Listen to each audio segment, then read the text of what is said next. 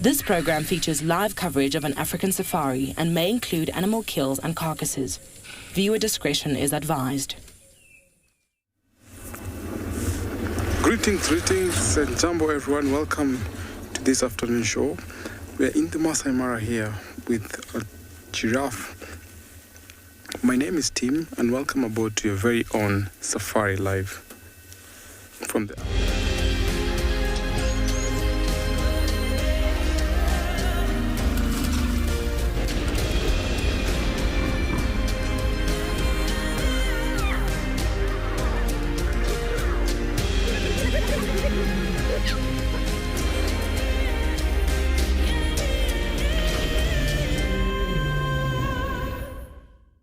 Good afternoon, everyone, and welcome to Masai Mara here in Kenya. We have some giraffes browsing. My name is Tim, and behind camera we have Big James. These giraffes have been around here since afternoon, so it seems like it's a very good area to forage. Mostly you find that giraffes will not go for water all the time because this foliage provides them with adequate water that they need. It's a bit warm now, about 28 degrees Celsius, 82 degrees Fahrenheit. We welcome your questions and comments. #WildEarth. For our young viewers, kids question at wildearth.tv, and then on the YouTube comment section at FC.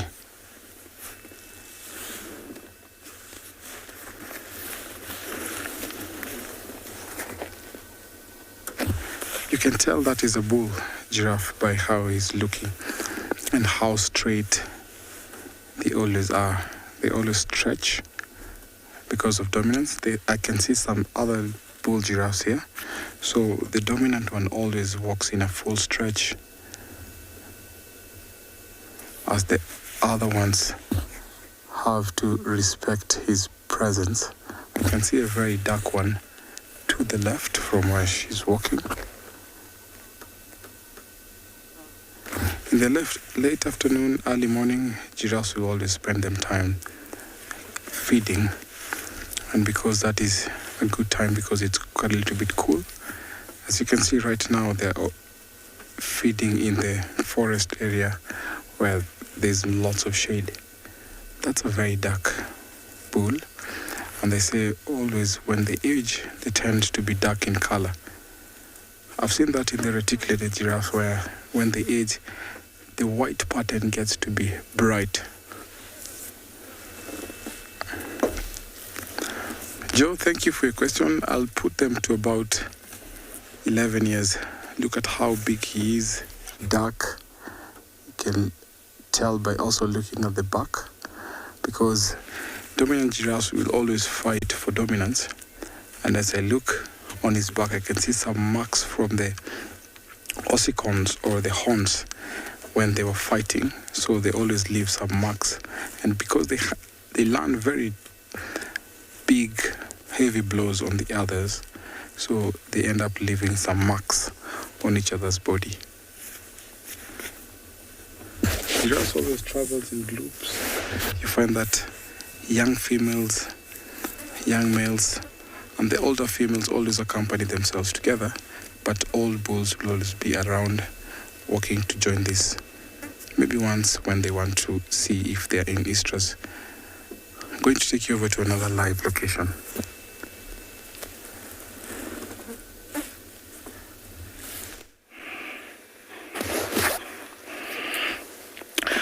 Jambo everyone, and lovely afternoon here in the Masai Mara. Pleasant weather, can't ask for anything more. Just came across what I wanted to look for, the elephants and their lily fans, and everybody looks like they just came from a spa. Full of mud, most of them. It's a beautiful small herd here at the marsh, all happy, yeah, doing what they do best. Jambo everyone, my name is Isaac, and on camera I have Bungei. My mission today was to look for elephants and maybe Romy later on.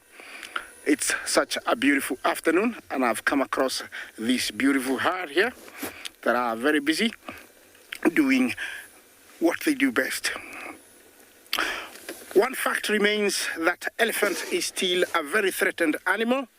In the world, the population stands at less than 1 million. Almost, I would say, 500,000. They're very, very, very, very few. And at the turn of the 19th century, there were over 1 million elephants. So within 1 decade, they have declined to around half the size. Shocking. In Kenya, the population stands at around 35,000, and this is one of the main strongholds here in the Mara Triangle. As you can see, we have lots of young ones. Always, when you see these many young ones, it means it's good breeding ground. These are very intelligent animals, and they know where it's best, and when it's best, they'll do best to produce. Those are two cousins, because definitely I don't think they're twins, and they're trying to square off, see who fits in the higher side of things. This is very useful at a very young age, because play fighting increases those tactics and skills to try and outmaneuver, one another and while fighting. Looks like smaller cousin has decided to come and referee, because I don't think those guys will tolerate him. They're actually sometimes very aggressive towards the little ones. The mom has to intervene.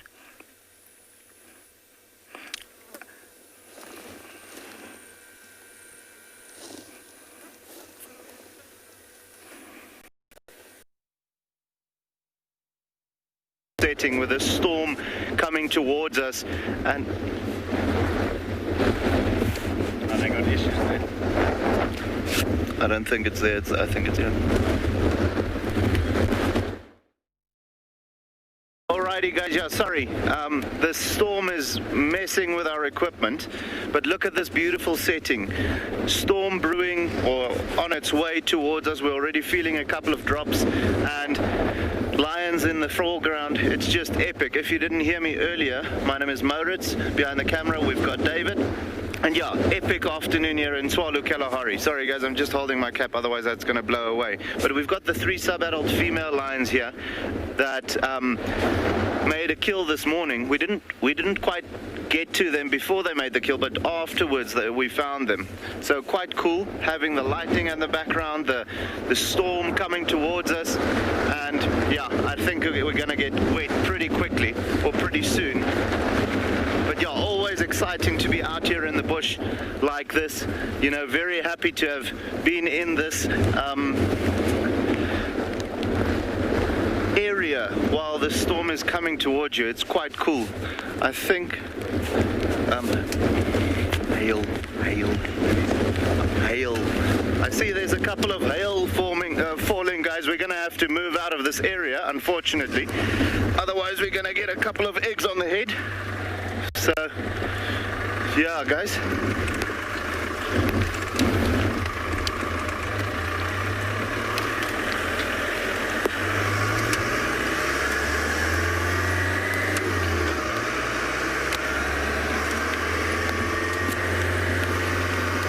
Sorry, dude, hail. Good afternoon, everyone, and welcome to Tswalu Game Reserve. It's very sticky, hot, and, well, just uncomfortable.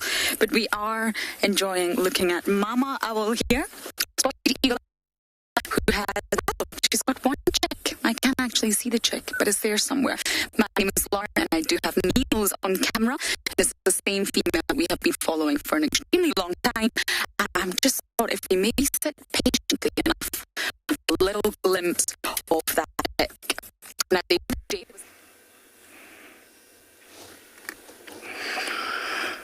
okay, we're still here with elephants,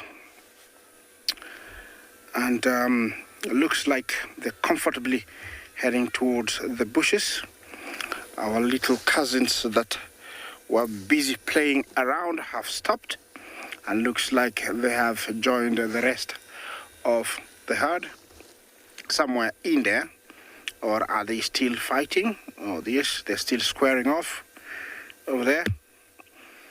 Yes, these are skills that they need later on, you know, in the future, because they're bulls. Bulls usually are the ones that play fight like this, and because they have an amazing memory and ability to remember these, as you know, they will remember, so they don't come to fight again. Looks like we are repeating the same thing that we had before, but I don't know if the little guy is gonna intervene. If he does, he's gonna get a little bit of a task, maybe on his backside, and it's going to be very noisy, and everybody's gonna head there. He's trying to make his way towards Mom using a shortcut that is you know, looks like there is thick bush. Or maybe he's trying to get rid of that bush. I don't know.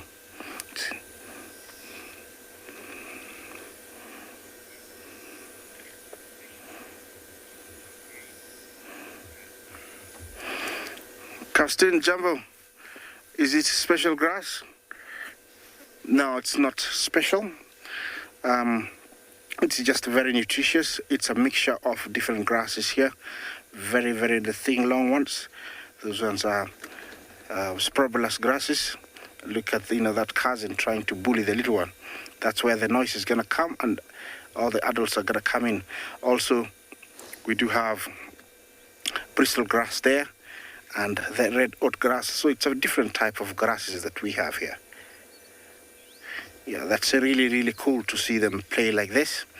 I'm hoping that they're going to come out into the open, because looks like they're getting deeper and deeper into the bushes, which means we're going to lose them. Yeah. It is very, very pleasant and cool this afternoon. We're just starting to get a few drops of rain. Well, the weatherman didn't predict that there was a 21% chance of precipitation, that we might get some rain. So I don't know if it's going to be right this time. Over here, these guys don't look like they need to eat. They just need the security of the older females. And that's why they're very, very playful. That is another very big female over there with her elephant. She's got some very beautiful tusks. And looks like also she came from, you know, the spa, the mud spa. They always utilize any mud bath. And this is how we get many watering holes here and there, because they're always removing excess or mud, so mixing these water holes deeper and deeper each year. We're starting to get a drizzle, and elephants love this because it cools down. You see them being very, very busy when that happens. This female, you know, she's a new one to me. I haven't seen her for quite a while. Maybe about 5 years I saw her walking somewhere here. It is nice to see her. Well, let's see what's happening in another live location.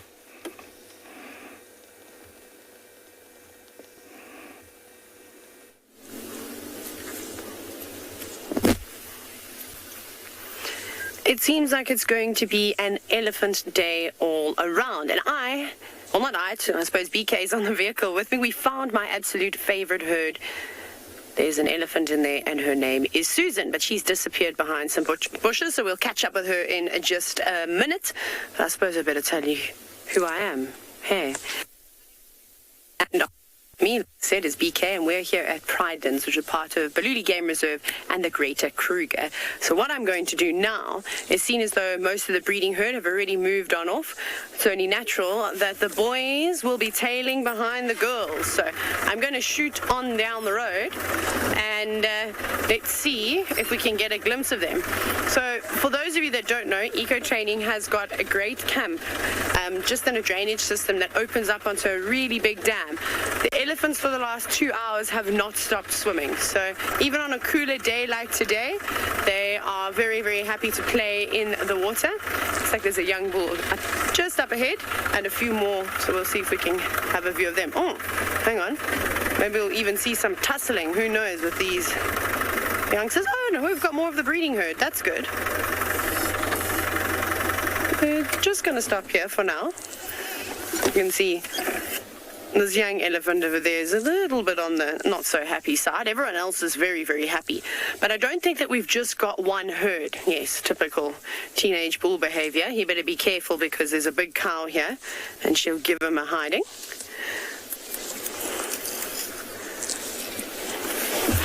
Oh, sorry, let me just around. Safari lover, an elephant's IQ level. I don't know if it's been tested specifically. However, they are incredibly intelligent animals. And one of the things that makes them so intelligent, hello, girl. You just want to squeeze past. There you go. Hey, girlie. Yes, getting your close-up today. And that's okay. She's just squeezing past. You can see they're very relaxed and quite comfortable around the vehicles.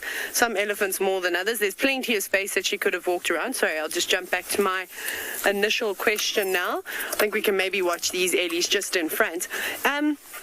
They've got a really good memory and the ability for them to be able to remember many different members, well, not just within their herd, but also other elephants that come around and, you know, they might meet along the pathways and on the road.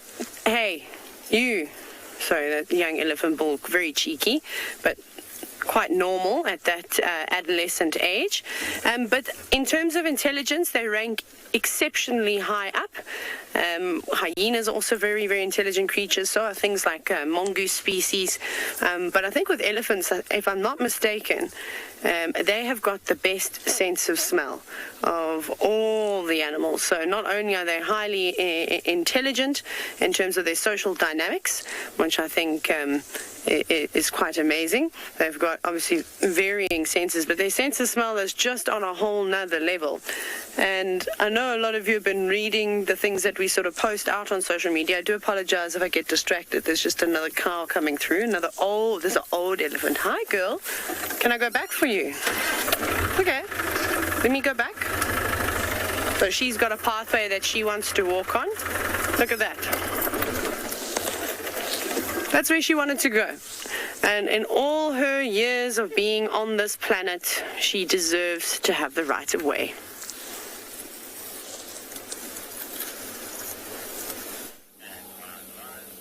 Good afternoon. We are sitting in a very hot, sticky Mulwati with Mama Eagle Owl, spotted eagle owl, and she has a chick. We managed to see the chick the other day, and I am convinced when we saw it on the 1st of November, it was 1 day old.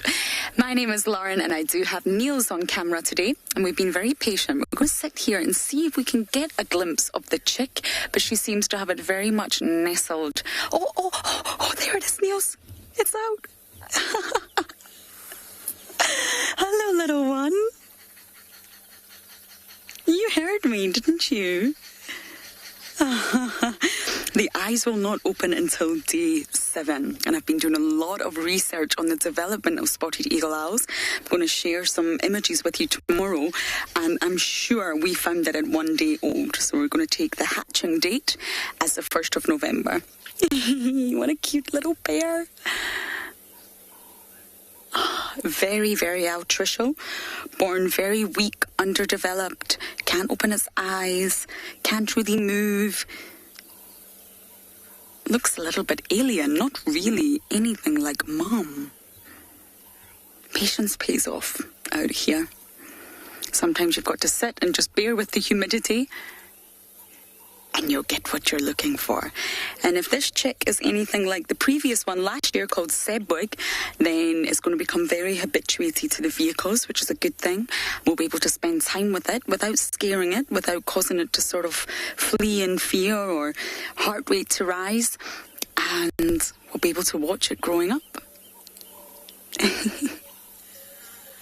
Takes a long time. It's a remarkably long development until it starts to look like an eagle owl, like a spotted eagle owl, like Mum.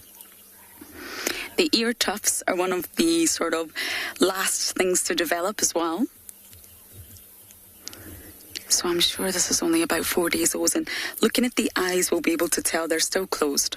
As soon as we see those eyes start to open, you can gauge that it's a week old. Congratulations, Mama. You are too sweet. And it's the exact same spot to the millimetre that we found Sebwig last year. So she's used the exact same sort of scraping in the ground for her nesting site. And they always do nest on the ground. That's normal in the vegetation, up embankments like this one here, but it's the exact same spot. But we found Sebwig alone last year. His eyes were open, so I think he was around 2 weeks old, and Mama was not present. So Mama will leave. She's obviously resting right now, but she will leave.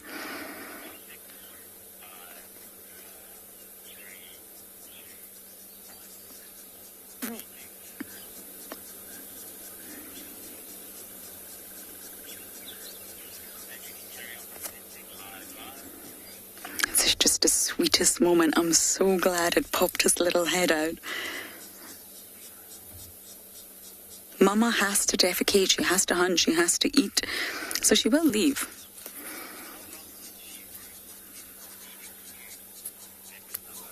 Leopard lover, I'm not sure. I think she'll need to feed daily at this stage. She will leave the chick.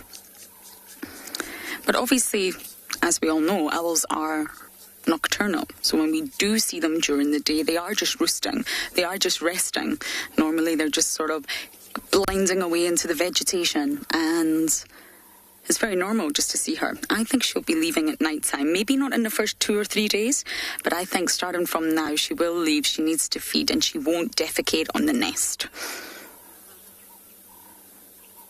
That would be extremely unhygienic. She wouldn't do that. They do leave in order to excrete their waste elsewhere. She's also very habituated, the mother. And that's a good thing. You don't want an animal to be scared of your presence. She's probably used to our voices, used to the sound of the vehicle, the smells, the plain sight of us. It's just a really, really good thing that mother and chick are so relaxed.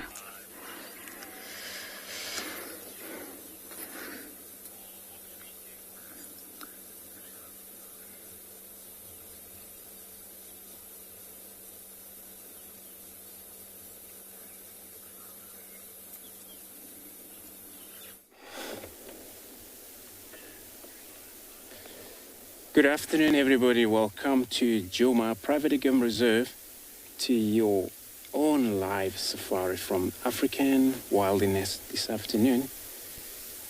Breeze, humid, which is quite cool, seeing cats on move. My name's Andrew. On camera this afternoon, I have hair. So we came to this very beautiful position. Find or looks like a Lamba in this far north. We at Belisug right now. It's probably still on hunting in this kind of a weather. Temperature for today, 31 degrees, 87 Fahrenheit. So I'm gonna see if I can keep up with her before she disappeared.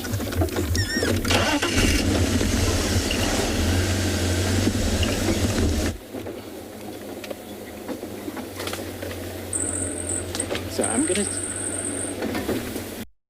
we're going to stay with this leopard while I'm taking it over another live guide.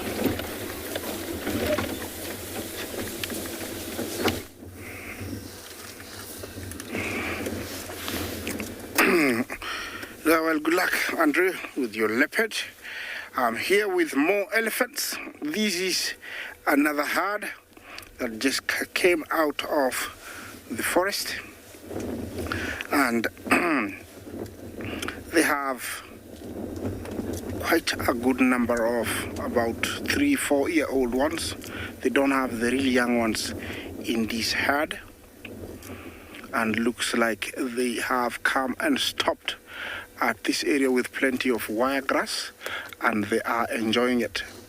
They've stopped completely. It's just trunks and heads moving around, enjoying this grass.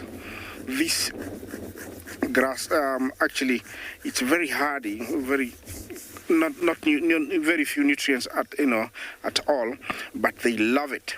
Some of them looks like they're dozing, like the one far left. Looks like it has dozed. Look at that.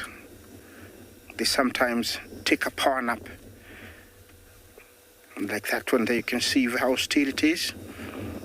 Moving the trunk every now and then. Sometimes they will rest one of their legs onto another. Sign of being very relaxed. Although they cannot see me,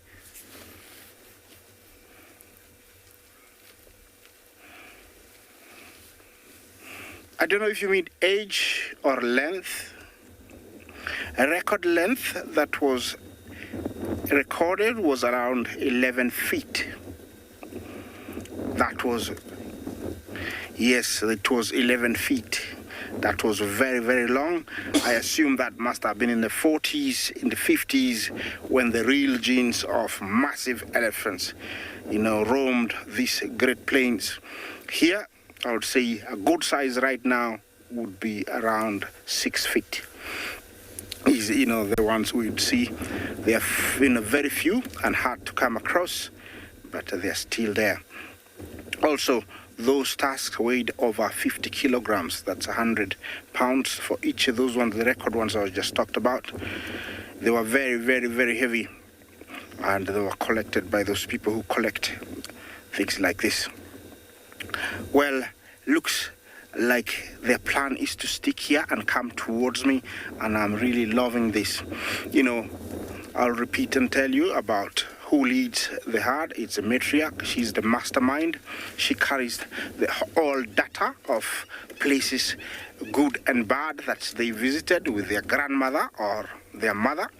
And she passes on that knowledge to the rest of the sisters, and youngsters that are existing here. She takes them to different types of medicinal shrubs that they need because, I believe they don't get sick because there is very, very many medicinal plants that they eat. And she does know that. They'll eat that. And also different types of grasses. So, she is the mastermind, and she is very, very, essential. If she was to die, the whole structure will collapse.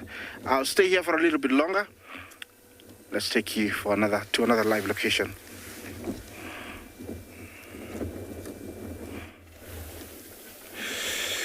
Beautiful, thanks Isaac. Such a beautiful idiom, especially with the elephants feeding on a lot of herbs. We're still with our beautiful leopard here. She's been actually up and down from that tree towards our vehicle, sniffing on these grasses. She's probably also sucking air into this Jacob and organ sense, which she pulled the lip up. Don't know, maybe it's another leopard has been around here. Usually when they do that, it's just because of there's a communication, another leopard being there. Could be maybe male in this far north, maybe Tingana, I think.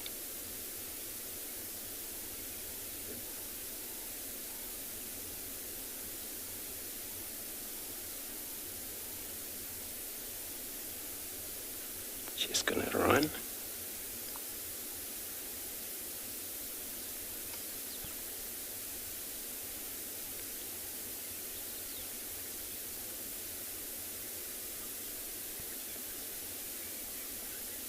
Rosalind, good afternoon. Welcome to your beautiful show, How Far Leopard Can Travel. So that's depend the day, and with the hot take places, they tend to vary if it's during the day, and then of course they may rest for a while if they not actually get disturbed. Probably stay there for a while, but they've been seen cover anything from 16 to 12 kilometers a day. If it's just, focusing on moving all the time. I'm going to keep up with the skirt. So, yeah, that's far they can go during the day, but also at night, which that's very much comfortable for them to be able to move, which is cooler, and then they can cover huge distances. 18 kilometers sometimes, and they push so much by what they hunt. So I'm sticking with this cat here. I'm not going anywhere. I'm going to take you over another guide.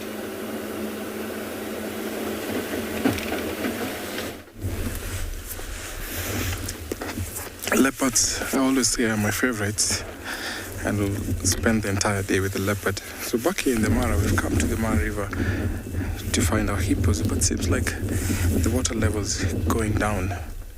Not so good for these hippos, because when the water level gets low, then there's lots of territorial fight come in, and especially the place where these hippos normally are will reduce because of population increasing. You can see further downstream, actually on the bank, the water has reduced. So this forces hippos to travel in big groups to a suitable place where there's enough water, where it's flat on the riverbed, at least where they can settle for the day. Because they often spend their time in the water, so they have to pick a suitable place where they don't have to use so much energy going up for air. Wow, that's a big yawn.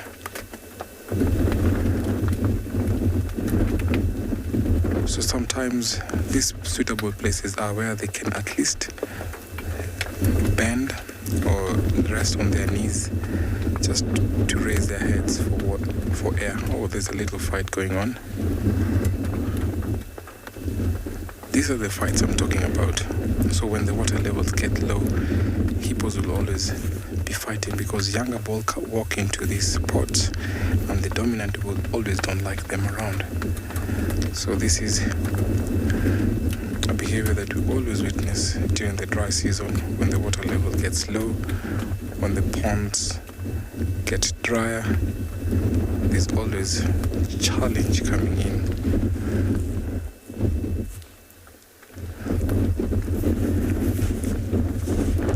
So there's a bit of a standoff there.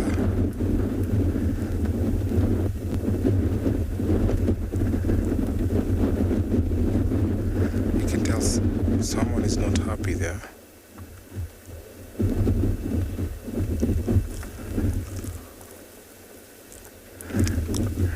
What a very beautiful sight here.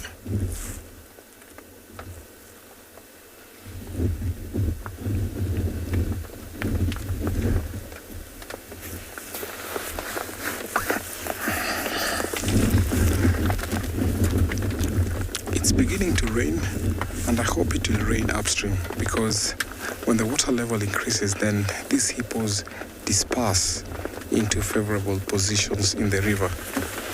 But unfortunately, when this gets too low,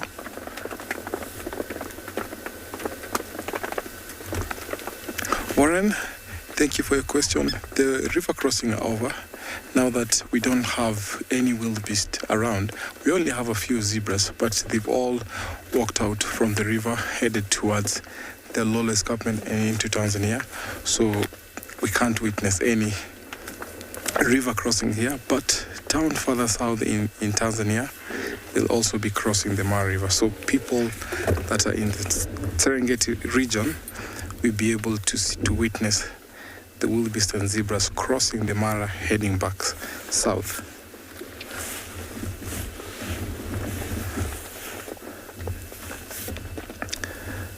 You can tell the water level is going down because of those stumps in the water.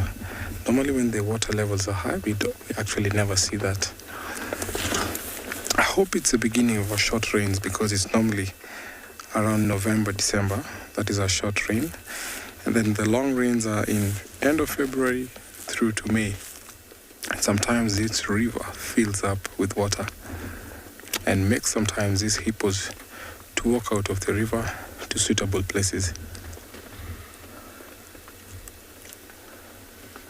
During this time is when challenges come in.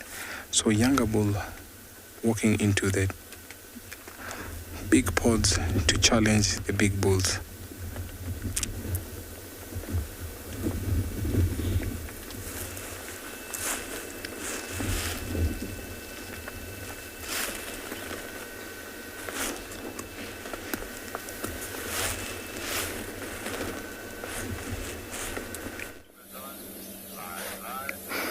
We're just still admiring Mother and Chick. It's such a beautiful sight. They're both so comfortable. Just lovely. Sorry, I really love these owls. And the reason we know that Sebwig was found around 2 weeks in his development is that mom generally sort of broods for up to 10 days. Now, there will be moments where she does leave, as I mentioned, to defecate, but she'll come back. So I think for over a week to 10 days, we're going to see mama in this exact same spot during the day, every day.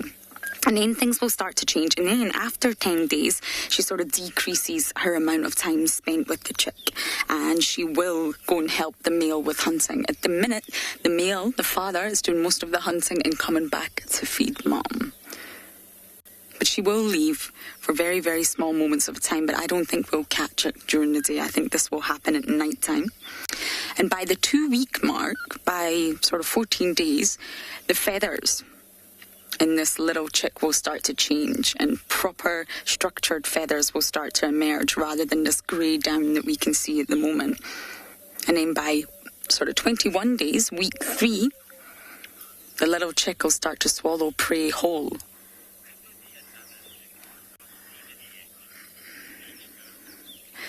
Beach girl, I guess that's possible. There could be another, but I doubt it. I think if there was one egg spotted, I believe, I've not been here for quite some time, but I believe that we know mom was sort of incubating one egg. You're welcome to correct me if I'm wrong. I think Steve found another egg that had actually rolled down the embankment, which is quite sad. But it was believed she was just incubating one at the end. And the chick is actually quite large. It's larger than you think when you see the body included as well. But Beach Girl, is entirely possible. We don't know what's going underneath mom's warm tummy. And they can lay anywhere between 1 and 6 eggs. So they may just lay a single egg, but they can lay up to 6. Gabby, I think I just answered that question. But yes, they can have up to 6. But on average, the sort of average figure of spotted eagle owls across South Africa at least is between 2 to 3. But I mean, last year we only had Sebwig, and I'm pretty sure this is the only chick. So we've only seen this particular individual have 1, but the average number is 2 to 3. Laying 6 eggs and then sort of raising 6 chicks, that would take a lot of energy. Imagine having 6 little heads pop out underneath mom. That's so sweet. Those eyes are glued shut. I can't wait till we see the day that they open. I'm going to come down here every single day. So we really, really are tracking the development of this little chick. And the day that we see the eyes open, we know that it'll at least be 7 days old.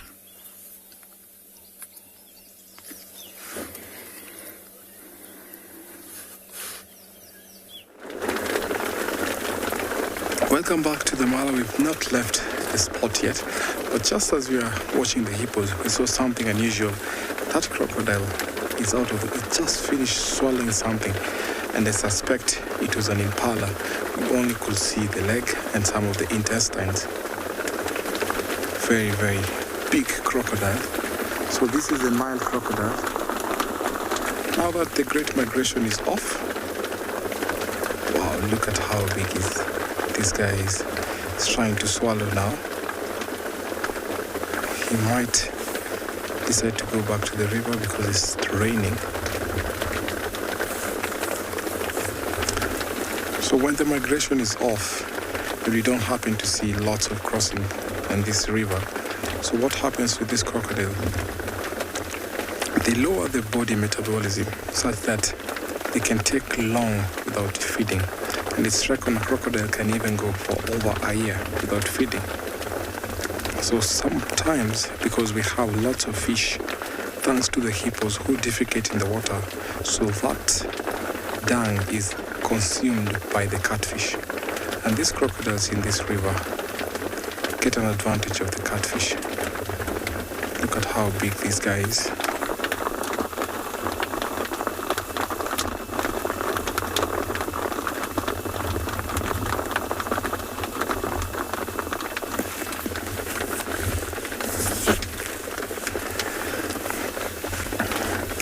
Now, camouflage plays a very important role in this ecosystem.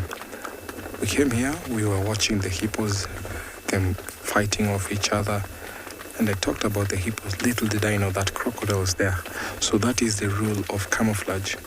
The only thing that I got to see was when he was opening his mouth and when he raised his head. So normally when you get close to the river, we're always cautious of such things. And this is how sometimes animals fall prey to the crocs because of the camouflage.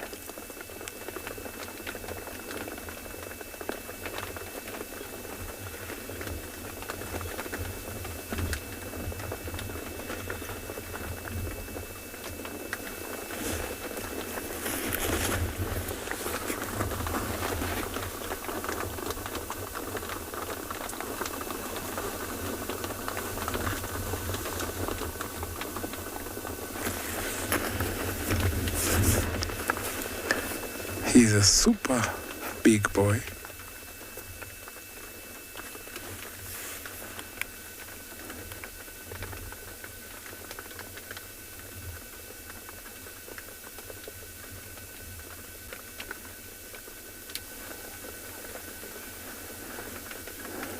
Revki, thank you for your question. Now, the Mara River has never dried out completely. We only happen to see or witness the water levels going very low. So that is the only point that we always get to see. And also, it worries a lot because this river serves a great purpose, this entire Mara Serengeti ecosystem. So at no given time that this river has ever dried out completely.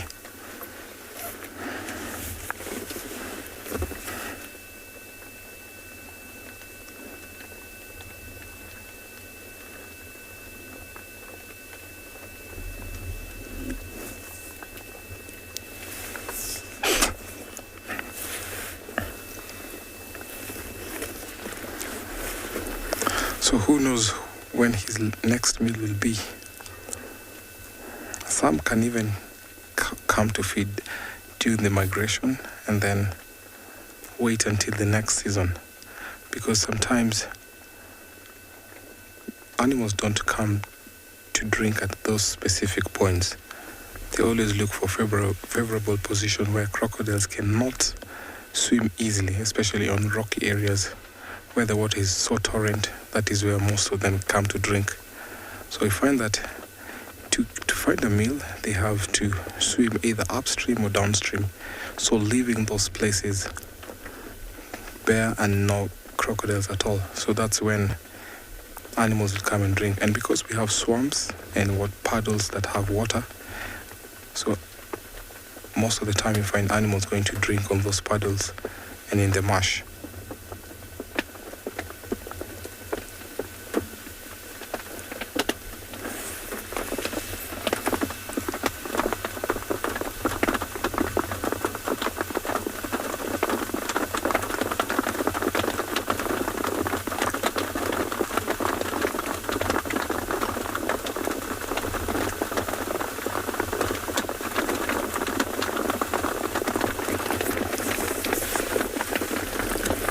So the Nile crocodile is the only dominant crocodile within this ecosystem.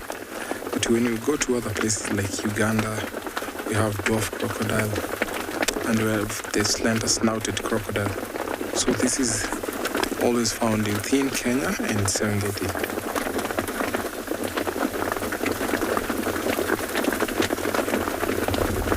I would like to see him moving, to see his entire body size. I hope this rain will make him walk back into the water.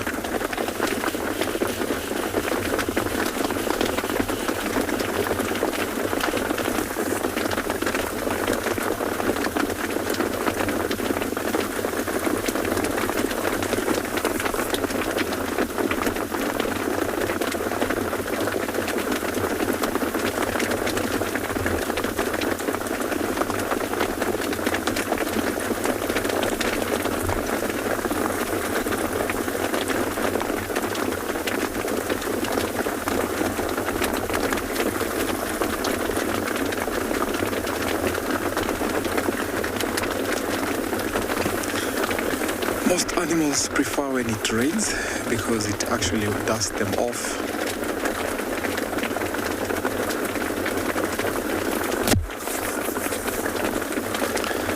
Thank you so much for your question. So around this time, you find that crocodiles will be out on the bank. So normally towards the end of October, November, that is when crocodiles lay their eggs. You find them sitting up on the banks or guarding their nest. So this is a time that we always see crocodiles out on the riverbanks guarding their nest. So that is most likely one that was actually guarding her nest and happened to have an advantage from an antelope who went to drink.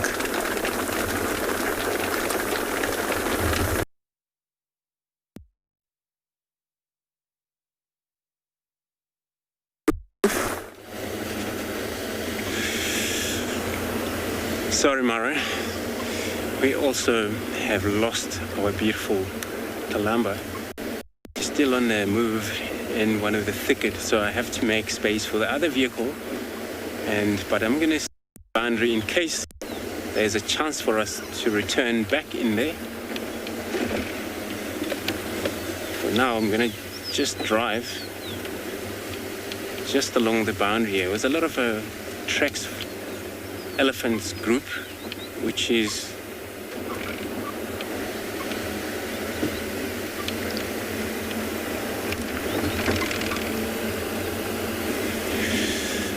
so there was a beautiful herd of elephant tracks that we've seen around here, but probably just gonna look around for them. If there's a chance we could see them, then it would be just great for us while we're still in this area. And there is a visual of them on a far distance.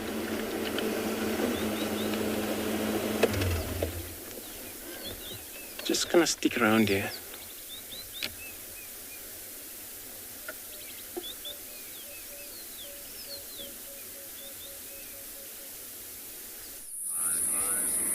We've managed to find some giraffes. Always such a lovely sighting. This one is particularly petite. It's a female.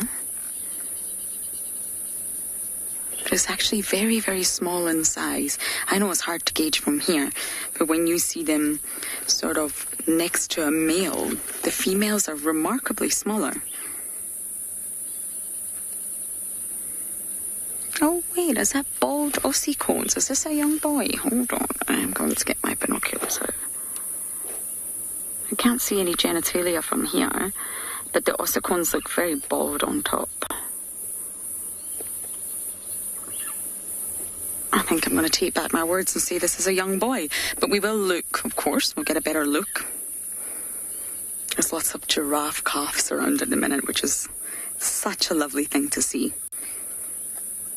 Like all herbivores or prey species, most of them are remarkably precocial, which means they hit the ground running. They're so well developed when they exit from the womb that they really can sort of start suckling, walking, running, normally within the hour, depending on the species.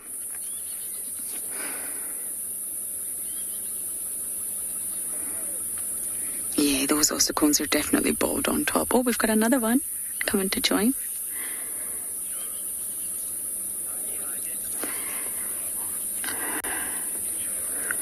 Joe, the best way is to look for the genitals. A giraffe's penis is very obvious when it turns to the side. That's the easiest way. But as you can see from this youngster, we can't see. We've not got a sort of proper angle, if you like. So in a situation like this, you would normally go to the ossicones. Now you see, it's definitely a young boy, you can tell by size, but if you see round the top of these ossicones, there's lots of hair, but in the middle, it's bald, completely bald. That's normally a sign of males. And as they get older and older, they'll lose more hair and they'll be completely bald on the top of the ossicones. Whereas females, they are smaller in size generally and they'll retain hair on their ossicones. They don't neck. They don't fight like the boys do, and therefore they always have tufts of hair. This is a young boy. Giraffes are quite socially aloof. So they like to sort of hang around one another, but they don't have any strict social structure. But they do like to be in contact with other giraffes, and of course they can see great distances. They've definitely got the advantage of height, so they like to be able to see one another, but they don't necessarily always have to travel with one another. We still don't have a good view yet. Oh, we might now. Genital check. There you go. You see that? That is a boy. And that's the best way to check for giraffes. Not all animals, but for giraffes it definitely is. Giraffes love acacias. And when they sort of start eating the acacias, the trees notice the injury, and what they do is start to emit a distress signal in the form of ethylene gas. And other trees can detect that gas, and they'll start pump tannins into their leaves, and therefore it makes it very sort of, well, not tasty for the giraffes. They don't want to eat tannins, and tannins can actually even kill large herbivores like kurus. I didn't catch the name, but someone's asking what are ossicones made of. They're bone. So when the giraffe is born, it's actually cartilage. Cartilage is lighter, less dense, very, very flexible material that we have in our bodies too. And the ossicones lie flat on the giraffe's head. Because if they were standing upright, if they were erect, that could risk a lot of injury to mom during birth. So they're flat and they're soft and they're malleable. And then as the giraffe starts to get older, slowly the ossicones stand upright, they erect themselves and they ossify. And what ossify means is that they turn into bone. So it's just attached to the giraffe's skull. Let's see if we can get a better view. And it's just made from bone. The males do use them in fighting when they neck each other. They slam their neck in and they use their ossicones to injure one another, and it's actually really disturbing. The worst giraffe fight I saw was in Tswalu, and the two ossicones of the males were creating great big holes in the others, and there was blood everywhere. So although they're such gracious, gorgeous animals, they can actually be quite violent, the males at least. Hello. So yes, going back to the tannins, giraffes are aware that the trees do this. They have knowledge. They have environmental knowledge that the trees emit this gas. They don't want to smell this gas. They also don't want to eat tannins. And that's generally why you find that giraffes have sort of evolved with the acacias, and they browse into the wind. So they know that depending on which way they're facing, the other trees will not pick up on the gas.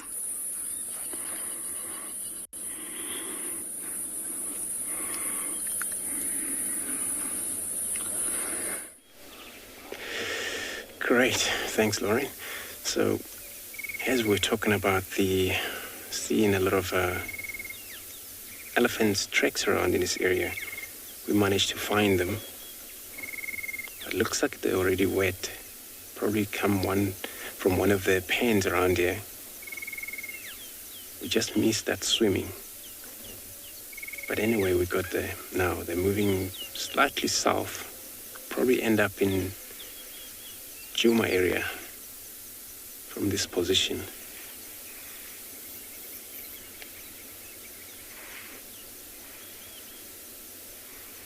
Hear that rough scratching there.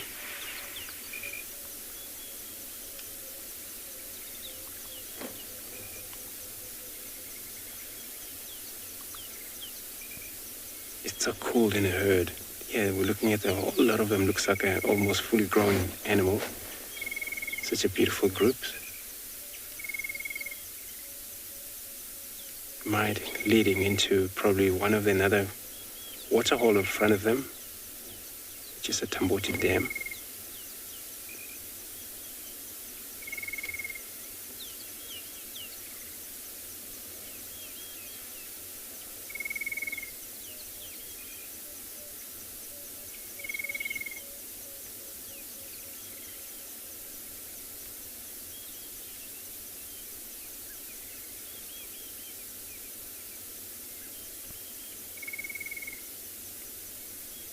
can also tell that they're wet when they're looking at them from this far.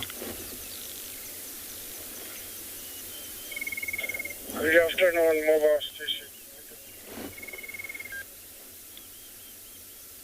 It's quite a lot of plants for them to be able to eat, and as they go, grasses, trees, but less deep bark from these trees. They actually do a lot less killing trees than in the winter.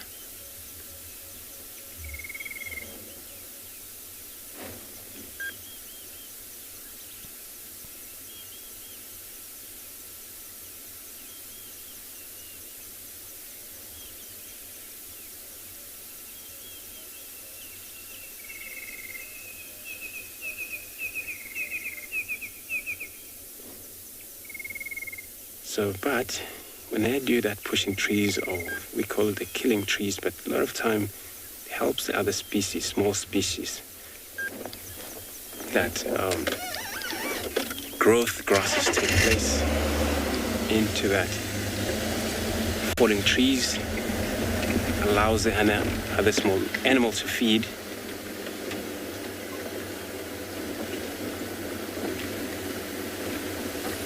I'm going to move slightly forward, try and relocate on them, see how they do.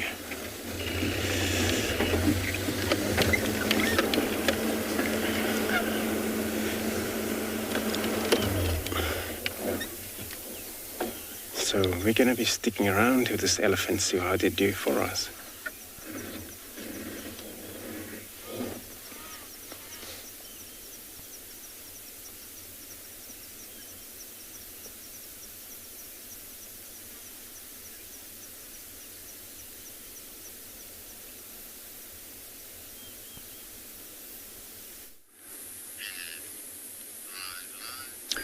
Good afternoon and welcome to a very overcast and humid and beyond Ngala this afternoon, where we are looking at a pretty large watering hole. In fact, the largest one on Ngala. And there's quite a bit happening around it. I'm Yapi, and behind the camera we've got Owen. And this afternoon we thought we'd drive out to the western side of the reserve, since there hasn't been much activity reported from this side. The people on the reserve that's been driving around have not really been checking this side of the reserve too much. And I know that the last time we encountered wild dogs, it was in this particular area. But I know at first glance it doesn't look like there's happening much. And if you can see there, we're looking at a African fish eagle. And I think it's just drinking water. Now, for those of our viewers that's not ever seen an African fish eagle or not aware of how it hunts, one walking in the water like that is normally not the way it hunts. You can see it's dipping down and then pulling its head backwards as it's bringing it up to make the water, or to swallow the water. And have a look at the beautiful reflection on the water's edge.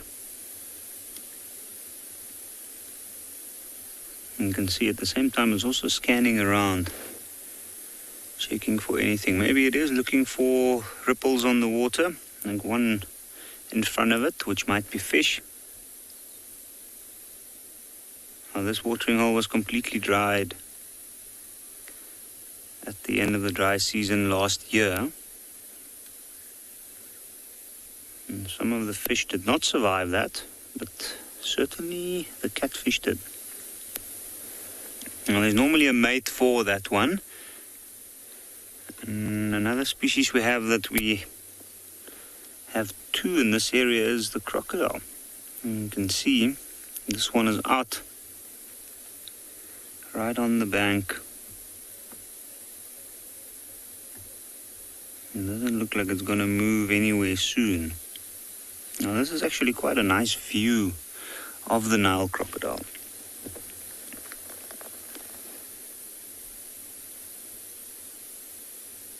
And look, you can clearly see the teeth, the eyes open. I'm sure it's quite aware of our presence as well. And anything else moving around. And there's a ball of elephant dung right by the nostril, by the nose of the crocodile. You can see that bony skin with the plates in the scales. And quite interesting colors, actually. Something that you wouldn't normally associate with a crocodile.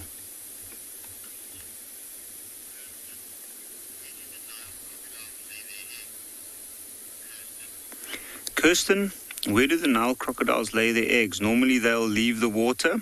If it's near a river bed, they'll go up on the bank and they'll dig a hole and kind of make a nest that they'll cover up.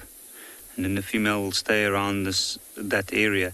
Now this particular croc here has got quite an interesting story. We know it's a she, and because she has been removed quite a while back from a swimming pool in the nearby area and then relocated here. And she's only got 3 legs. But when they captured her, they also sexed her, and we have never actually seen her with baby crocs. Now the reason for that is, I think, because there's no male crocs around, more than likely. In the case that she should give birth or should lay her eggs and mate, I think she'll more than likely find a spot nearby. There's another smaller watering hole not far from here, which I think would be a better position for her to lay her eggs. And there's a bank there. It's a little bit more steep and a little bit more covered than this particular area.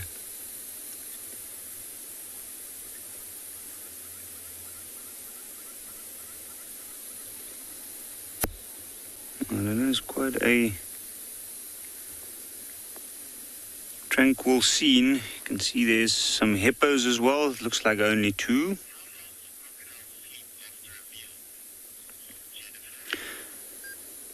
Jennifer, if I'm getting your question through correctly, how long will crocodiles sleep after a meal?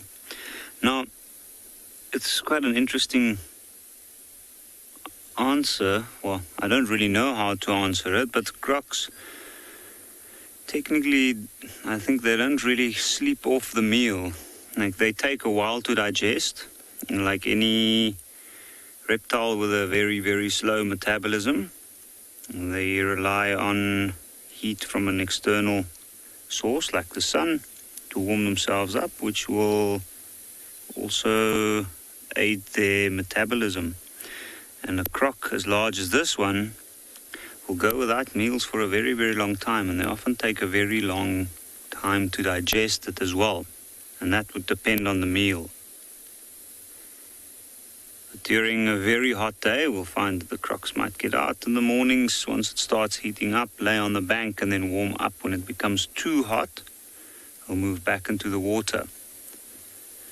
But since it's quite overcast today, I don't think this croc has to be in the water. It can lay out. The sun's not too bright. Actually, it looks like the croc's eye is closing now. So now it's really going in for a rest. You can see there's looks like a damselfly of some sort nearby.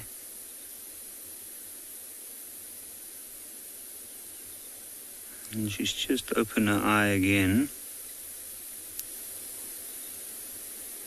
But it's amazing though, she's probably been laying there for quite a few hours actually.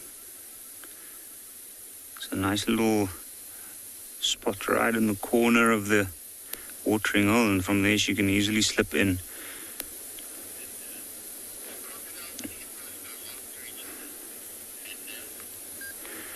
Linda, do crocodiles and hippos go after each other? On occasions, yes. It has been reported. Sometimes if they are in the water and they get too close to each other, the hippo might go after the croc and try and chase it off. But the croc's a lot quicker in the water. And then also, if there are baby hippos around and they're unattended, a large croc would definitely go after that. That is a a well-deserved meal, I guess. If you have a look right behind the crocodile, I can see a very large feather in the water. It looks quite dark, and I'm assuming that it is a vulture's feather. There's another one over there. Where this crocodile is at the moment, I have seen on hot days during the middle of the day, the vultures come to bathe themselves. And sometimes you'll even find quite a large flock. Up to about 20 or 30, in fact. And it's quite the scene, and they'll usually wash themselves to take care of parasites. And also sometimes to wash off any remains of whatever they've been feeding on.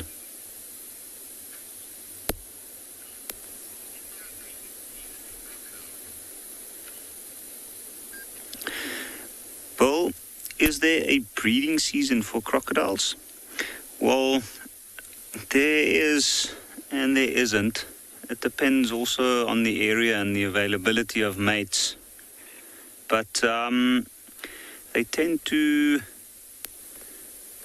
in certain areas, have a higher chance of mating and laying their eggs when it is hot. So in the summer months, also in the rain seasons.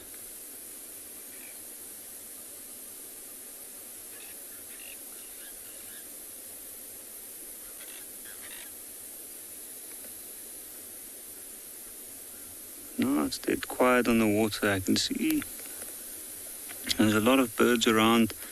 This watering hole does on occasions provide a haven for certain birds that usually we don't see in these parts. And I think the other fish eagle is just coming in, if I'm not... No, it is a spur-winged goose. Not a spur-winged goose, sorry about that, an Egyptian goose.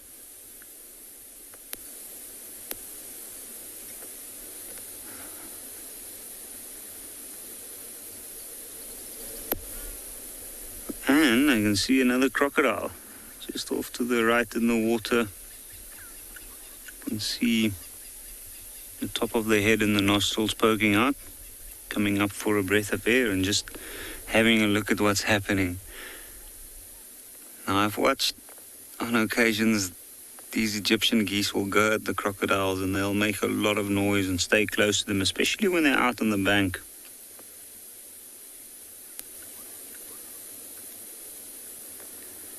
And you do tend to wonder when the crocs just lay there without seemingly paying attention if they might catch them.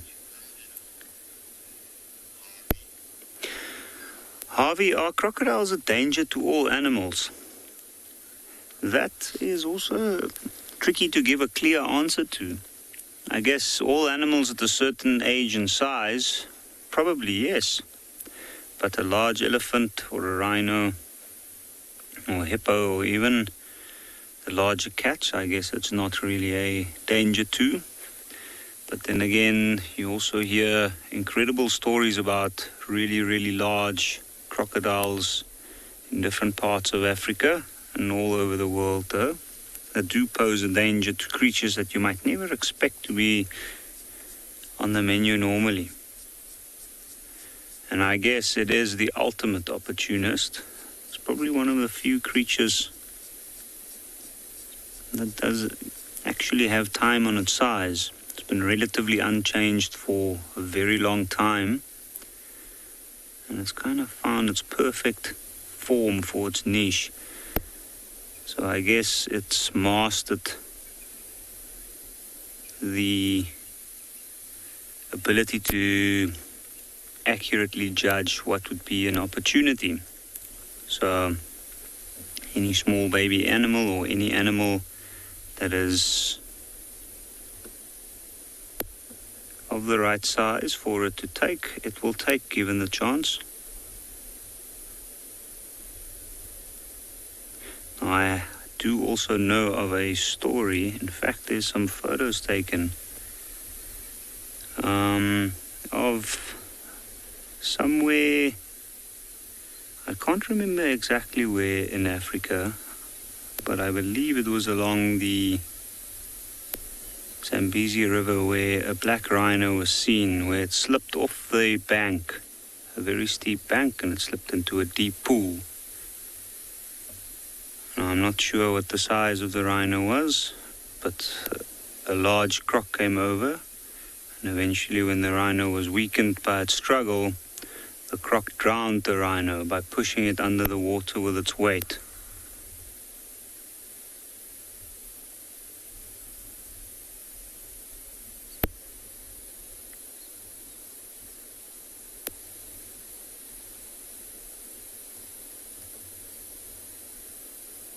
Way at the back there, on the opposite bank, there's some sort of a white bird.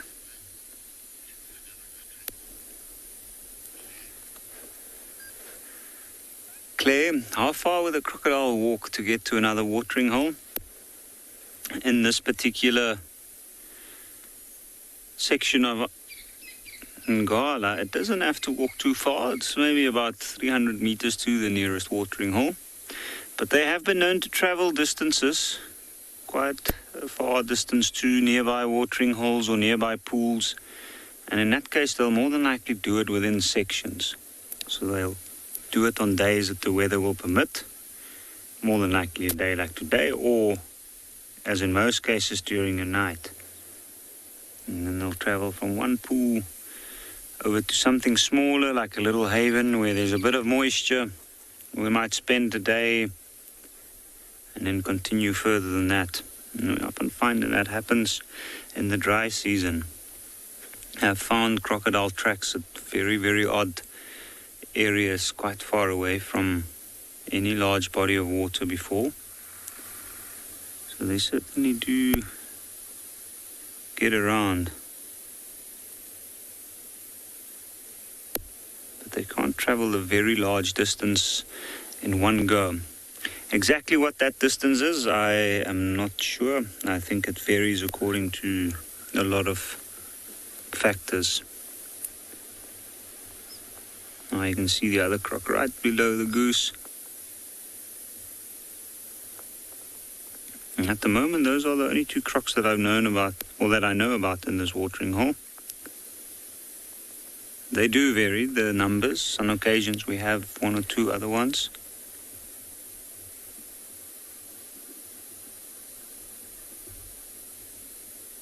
And then they come and go like that.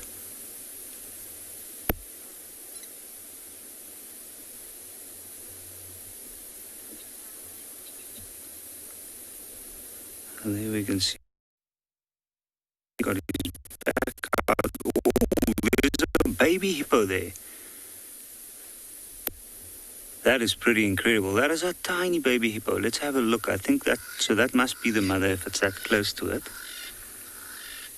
It's more than likely going to put its back down, and maybe that little one might try to get up on the mother's back.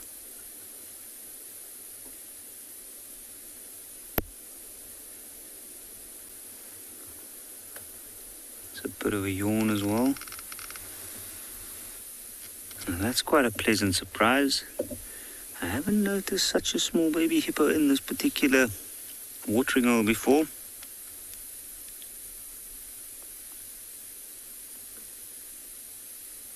Just have a look, it's now in front of the mother.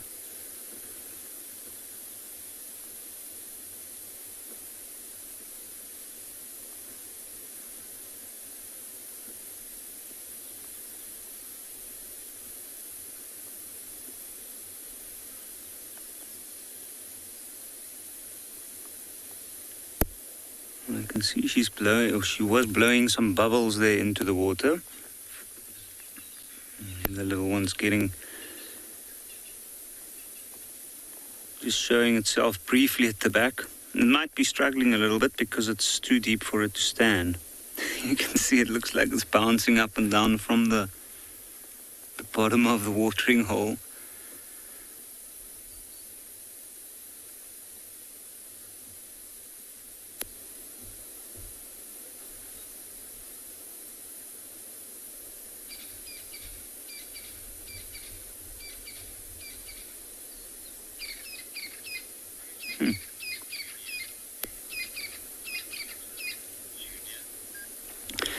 Junior, I have only seen hippos, what seems like they're sleeping, when they have been in very shallow water or basically just mud. They need to breathe. They are mammals, so they can't breathe within the water, which means that they have to come up for air, which is more or less every 4 to 6 minutes, although they have been recorded staying under for longer. So they don't sleep in the water. They'll move out of the water, where they might lay and sleep on the bank. And there is a herd of buffalo that just came running down from the northern end of the watering hole. Now that is pretty incredible, because I actually haven't seen a herd of buffalo in Ngala for quite a while. Just have a look at that. They're coming at quite a pace. Well, this is actually amazing. And they seem extremely excited. See babies in between. You can see a dust cloud at the back.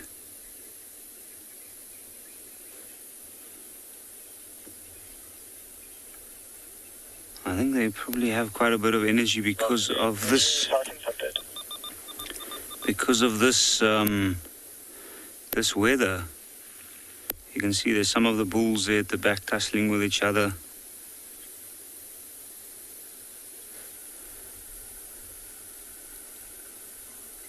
And have a look. They bring the dust with them. There's some big bulls at the back. There's some calves, the browner ones in between running down.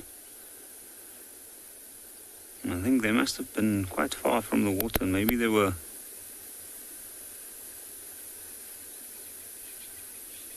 Once they realized they're near the water, they got so excited.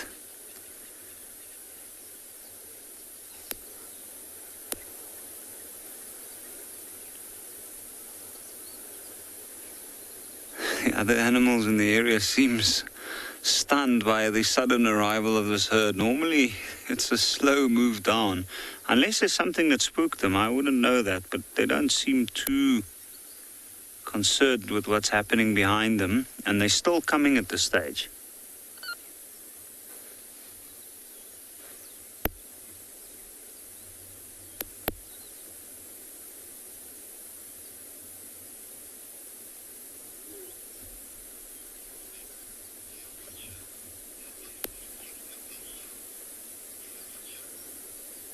Deer watcher, they are certainly kicking up their heels.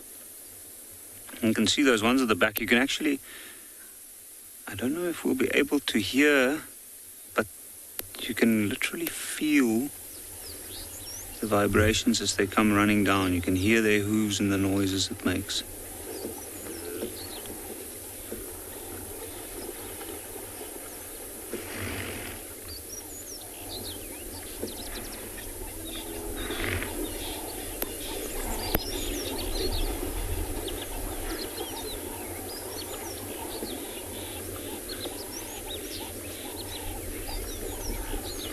Well, this is a decent sized herd. There might be in excess of even 200 here.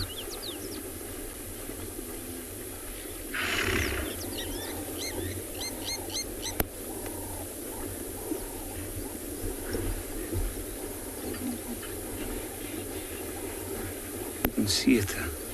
Some of those buffaloes are racing to get down, mothers and calves. Turning around with a quick swipe of the horns to the member of the herd next to it as it's running. Now, often with this, there's a huge confusion, and you do get that mother and calf get separated,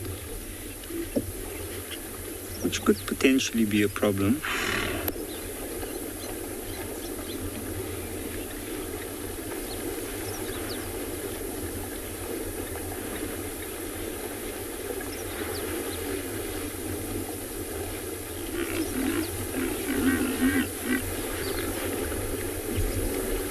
What an incredible scene.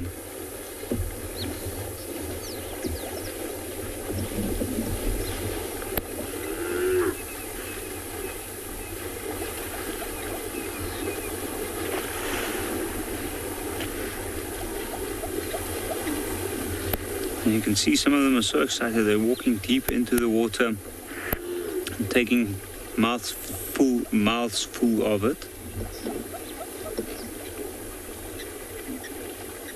Now, one might have the question that aren't they bothered by crocodiles? I don't think they're as much bothered as the crocodiles are bothered by them. In fact, the crocodile that was out on the bank went into the water. The first thing it did, as soon as this thunderous noise came running in from the north,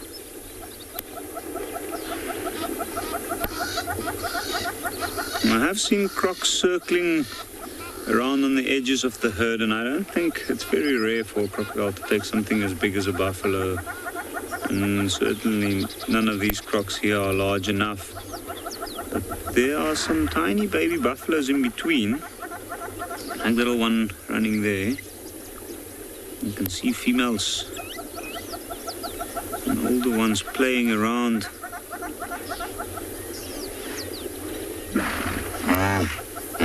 And those little ones might be at risk.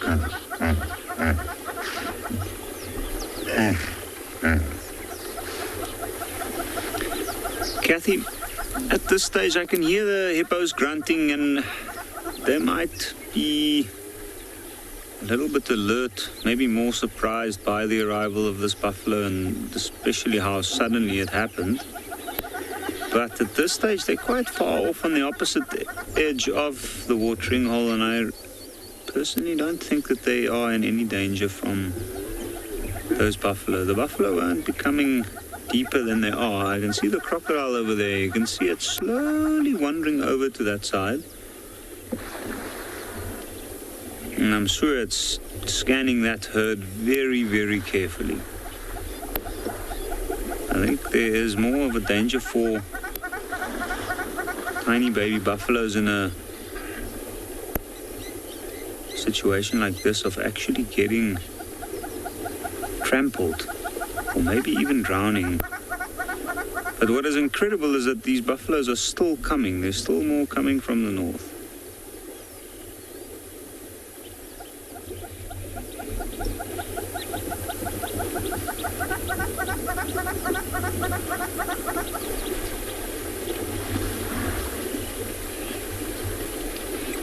The ones at the back there now, if I'm not mistaken, it starts to look like big bulls.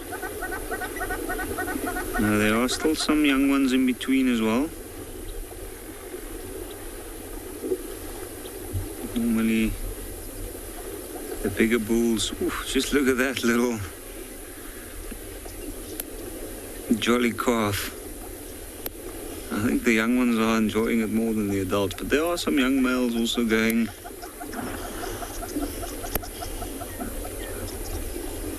You can see some of them are putting their locking horns and headbutting each other. There's some buffaloes here with very large horns as well.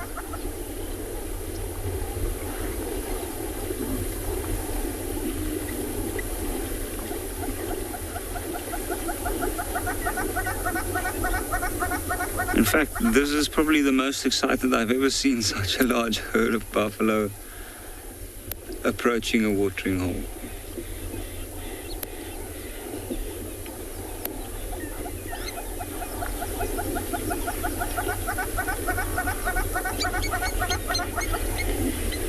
And some of these ones in front haven't actually stopped drinking yet.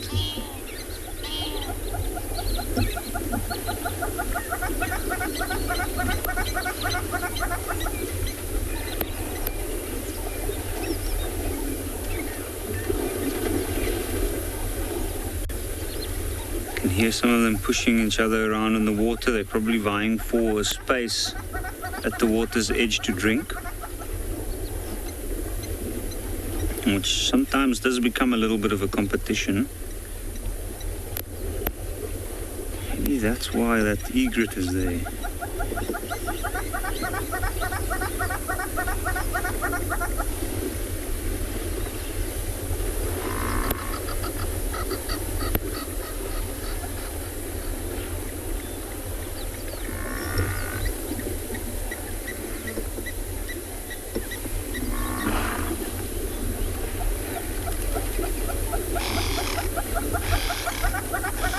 what always amazes me most about the wilderness is the fact that you can sit and have a tranquil scene like we did, and in an instance, the arrival of another creature can change like that.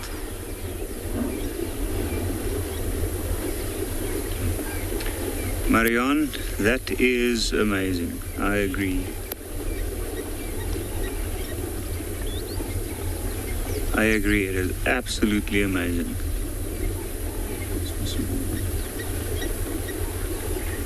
There's one buffalo missing a horn right in front.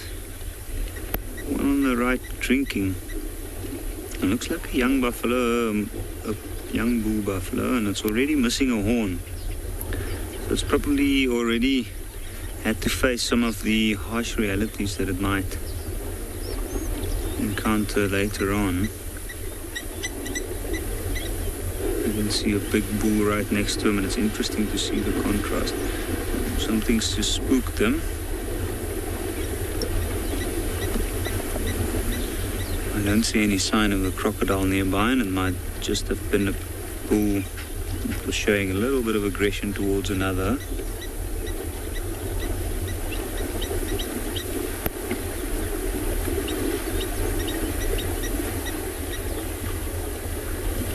Some of the buffaloes at the back are not coming straight down to drink. There are a few bulls fighting.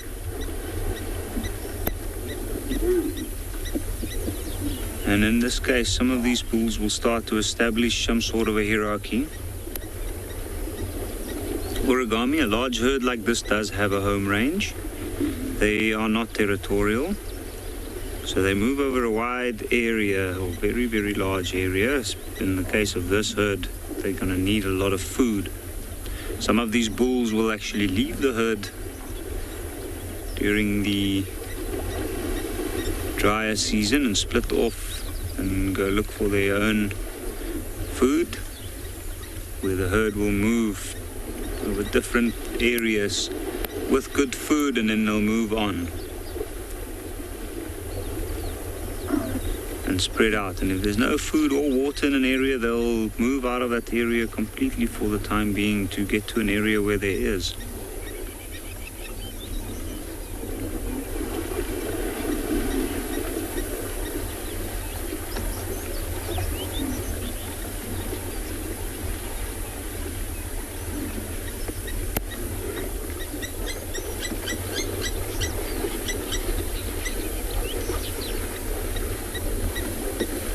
And you can see some of the younger bulls spreading out to the side of the herd. And the big ones, the stronger ones, they move straight down into the middle. And you'll find when they do come round, they move more or less as a group together, with the females, younger ones in front. The bulk of the herd with the bulls at the back and way at the front, some bulls as well. But then once they reach the water's edge, they'll spread around, all around, to give all of them a space to drink.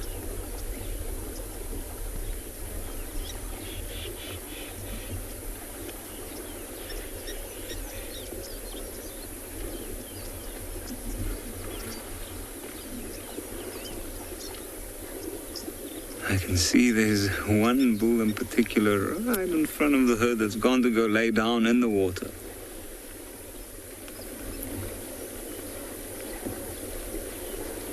I think a big buffalo like that doesn't really have anything to be scared of in this water. But we'll sit here for a little while longer and see if they settle here or decide to move on.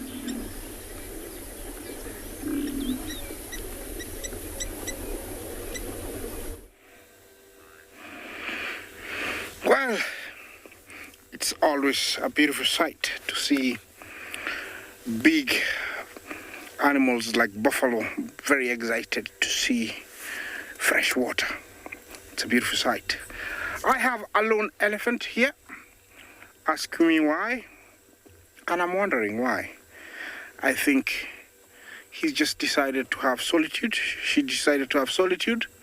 For some reason, she's an old lady, so she should be part of a breeding herd, but today seems to, she seems to have me time, and she's all by herself. It is very strange.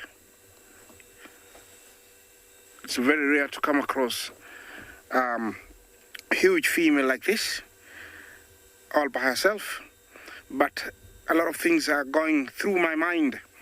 We are in the marsh, and this is where our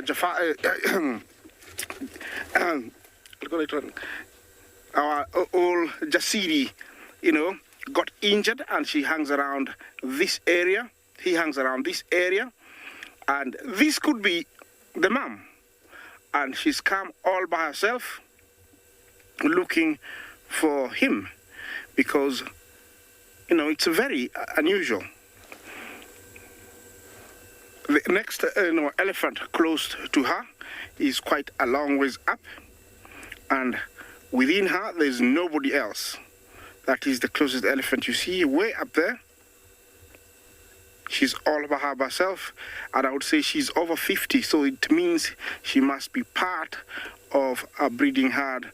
But being alone like this gives me a lot of reasons to think that she's specifically maybe looking for Jasiri, who is doing very well,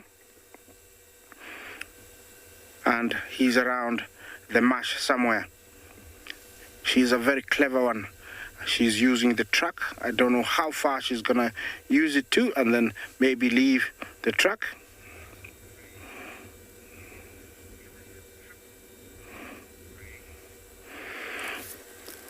Craig, do elephants ever have triplets? I would doubt that, with a lot of reasons, because they would be too big, or maybe at birth they'll be not fully developed if there were 3 inside that tummy. 2 is enough because they're very big.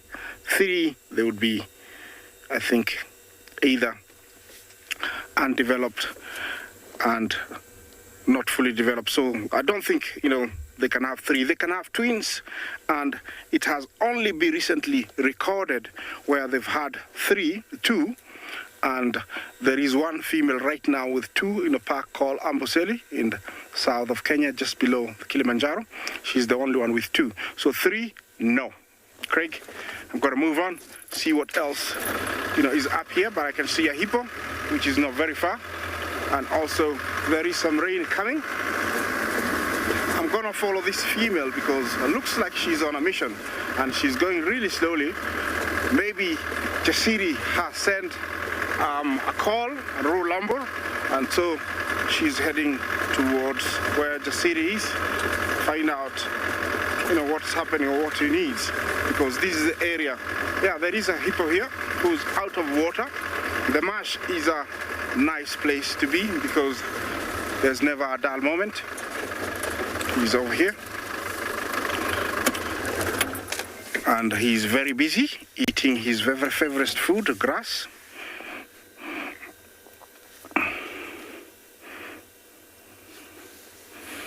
Staying still means that he's listening to us. Very busy grazing. You can tell he just came out of the marsh. Is he lost an eye or what? Let me have a look at my binoculars.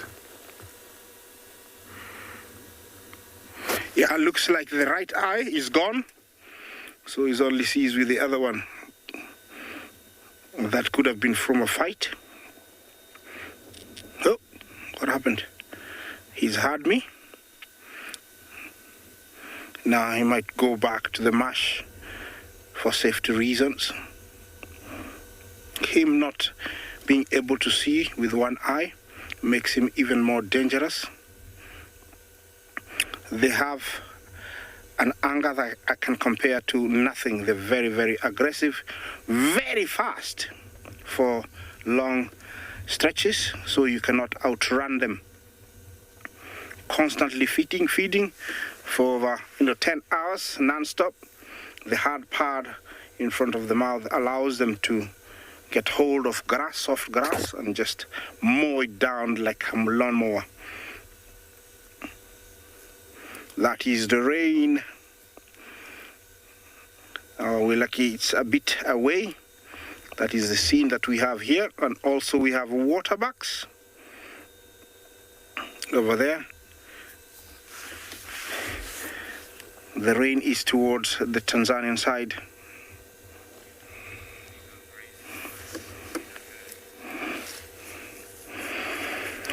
Warren, do hippos go grazing alone or in herds? In water, they're gregarious, but out of water, they're solitary. Only a mother with young stick together, or with a previous calf, so you might find 3. There is that bond that hasn't been broken when you find 3 of them together. That is the only time you find them together. But in the water, they're gregarious. Out of water, they graze alone. The waterbuck is called a Defasa waterbuck. Yeah, and that is a male and his cows or females.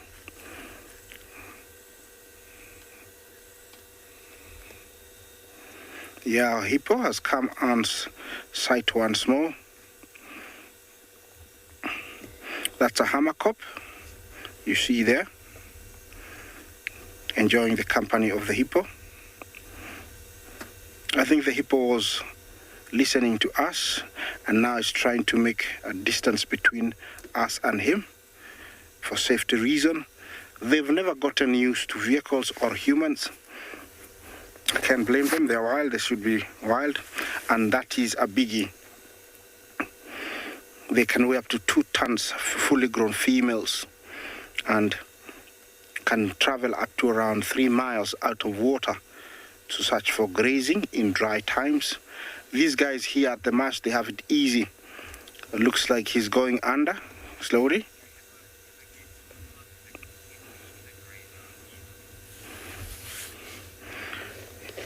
Gigi, do hippos ever get into conflict with other species? No.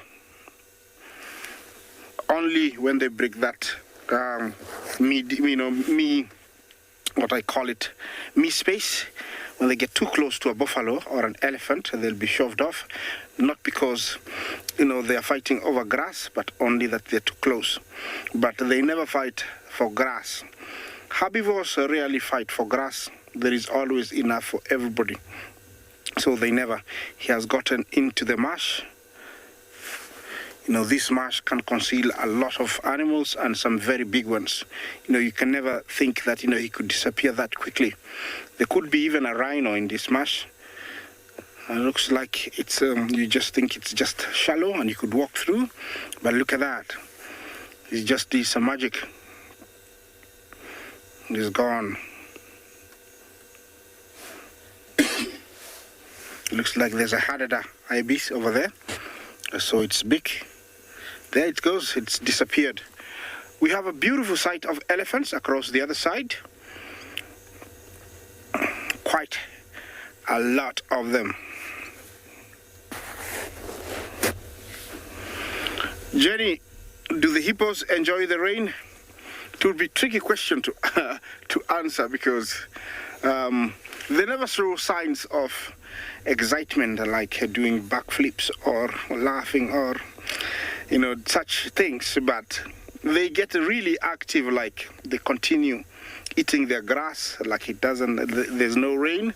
So there's no signs, but I would think they enjoy it because they love water, and so they enjoy the rain. Look at that sight, guys. So beautiful.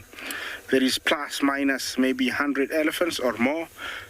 We're just looking at a small angle of what we can actually accommodate, but they spread out long ways up, sideways, and everywhere. The marsh is a safe haven for them.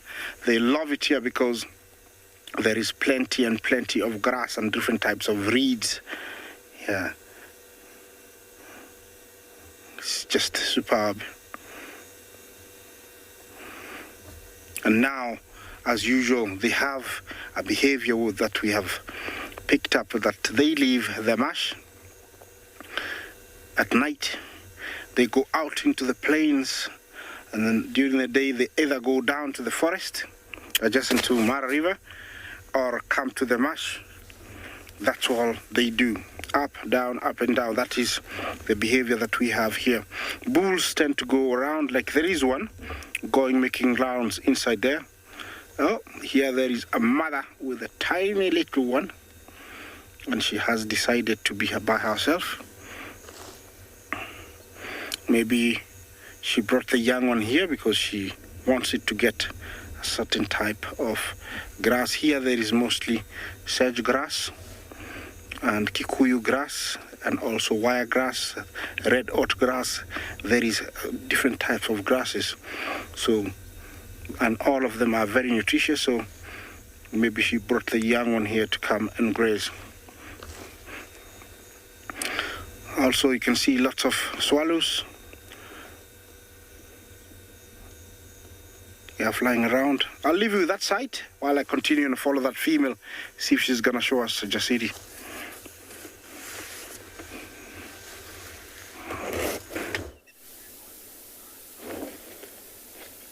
Beautiful. So what we discover here is it's a chick, baby of black Smith at lapwing. The mother was also running around in the, oh, there it is. So it looks like a two chicks, but we're so far from them. You can see how mother, politely enough, to be able to let one of the chick under her wings. And the other one is probably still far from there.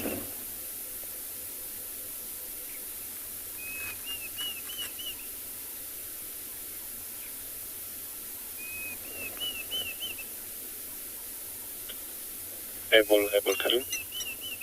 Well, we're close to the water here. But the nest could be always around, nobody saw him. Very well camouflaged, especially usually on the ground. The nest on the ground. Put 2 eggs at a time.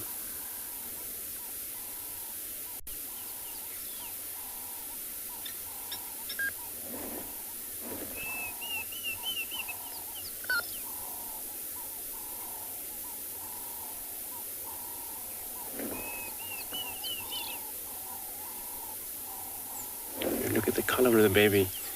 It was very quick, but when they're younger, they well blend in with the color of grasses and soil. They pretty much look like nothing when you look at them from the distance. And they will slightly develop. You can see also color of white on their neck.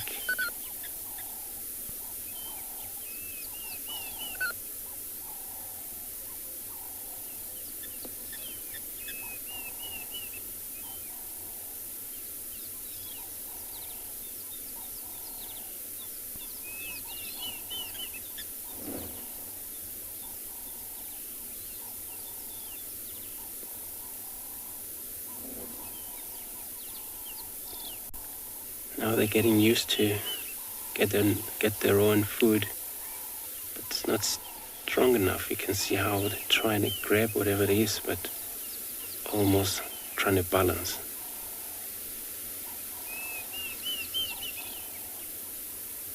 It's getting something there. Can't tell what it is.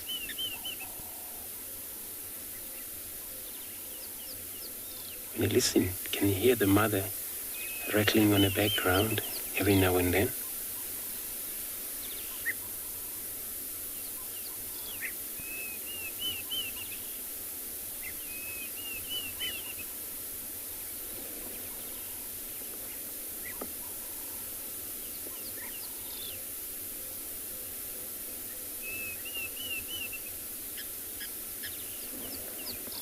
You hear it. So the mother's still keeping an eye on them both.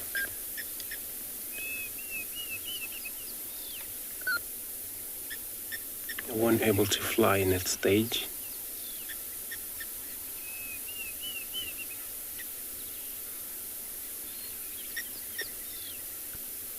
Chantal, you're right. I agree with you. They're so adorable. And they all slightly change color as they grow up. Pretty much pick up color of a black and white. The gray that you see on their back is going to disappear.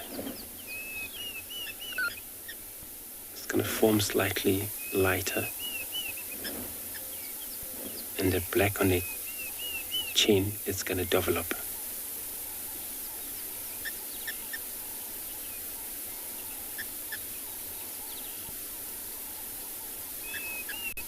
What a way of life. These are two together. You can see another one on the far end.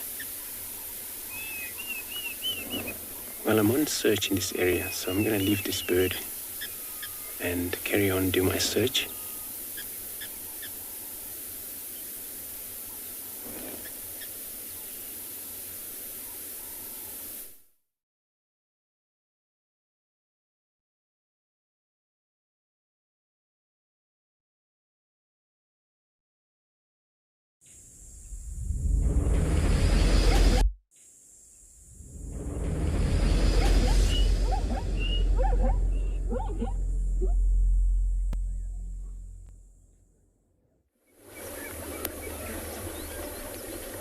I think as this buffalo herd is moving off, it would be good for us just to sit and have a listen out to the sounds around this watering hole.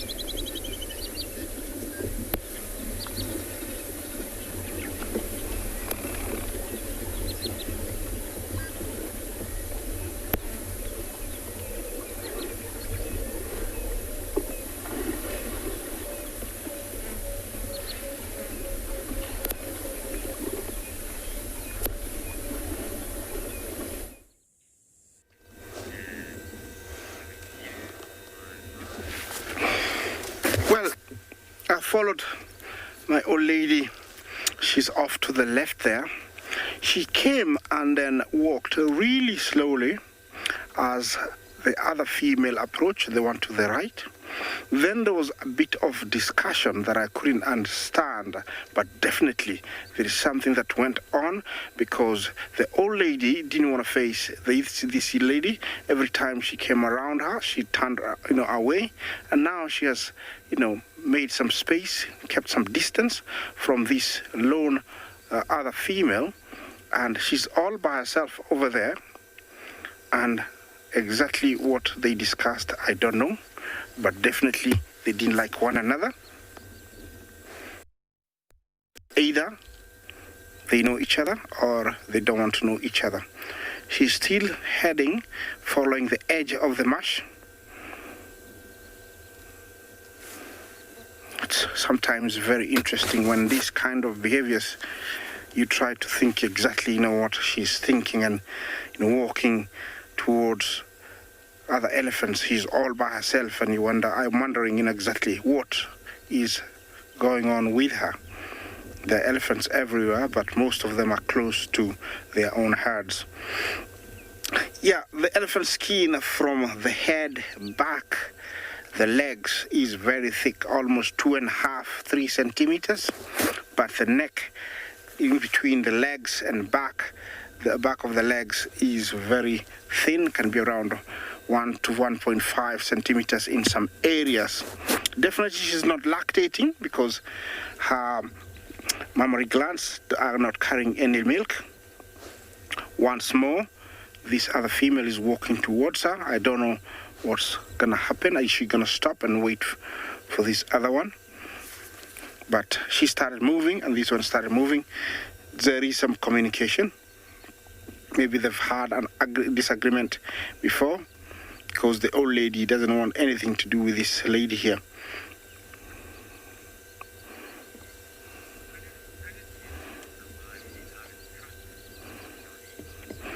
Donnie, could an elephant survive without its trunk? When you say that, I mean it's chopped off from where it comes out, exceeds the lower lip. No, it cannot. Unless it's hand-fed and there is somebody employed there or a machine to feed it, because a lone human will not stand here for those hours trying to satisfy an elephant. It cannot, survive. I disagree completely because that trunk is everything to an elephant. From smelling, from drinking, from picking things that it has debarked with the tusks. Everything is done using that trunk. It will be impossible for it to go even for a week. And I wouldn't like to witness that because it can be very, very sad. She's trying to break away, head away all by herself, but this other girl is catching up. This is something that I cannot fully explain, even after being here for a handful of years. I cannot say exactly what's going on here because that female should be part of a breeding herd. They normally don't break away this far.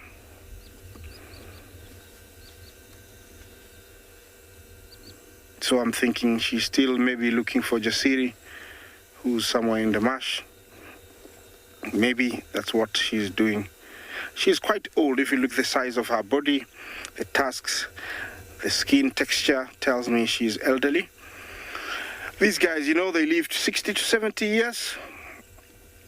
And they are found from sub-Saharan Africa, some parts of, equatorial Africa, all the way to southern Africa. Big bulls, maximum they can stand, it's at 6.5 meters at the shoulder. Females about 4.5 to 5 meters at the shoulder and can weigh, the big bulls, 6 tons. Females about 4.5 at the most. Yeah, very poor digestive system. That's why they're constantly eating and eating. Remember, the population is still very low to this, huge animals. Stands at around maybe 35,000 in Kenya. In the whole world, I would say it's less than 500,000. That's how low they are, the elephants.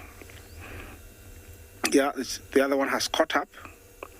And now, she looks like she waited for her.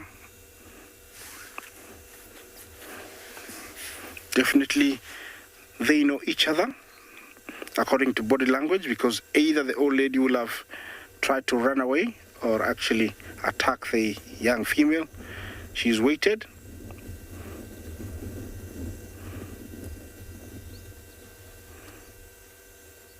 Maybe a discussion is going on. It looks like there's no more trouble, no more running away from one another.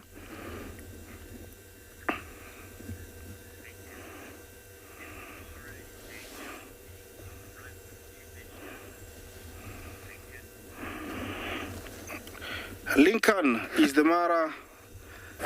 He's gonna be overrun by elephants. Don't you worry about that, Lincoln. There is enough space. And the adjusted land to the Mara Triangle or the Mara Conservancy has been made into conservancies. Elephants are bright enough to feel the pressure, and so if they become too many, they will cross the river and go towards the other conservancies that are very safe. So don't you worry about, too much pressure around here. Of course, if they go towards, if they increase, they will go towards where human habitation is. But nature does know how to take care of itself. They will roam in areas that are free, and that can, to feel that can take many, many years.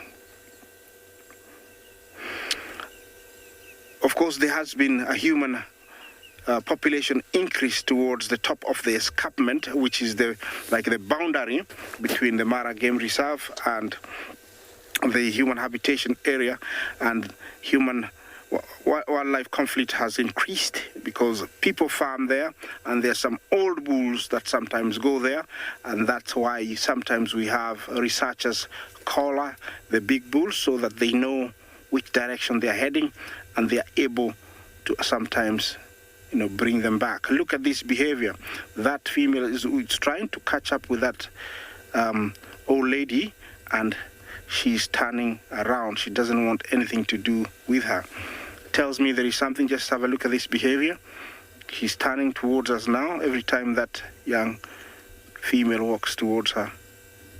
Look at that.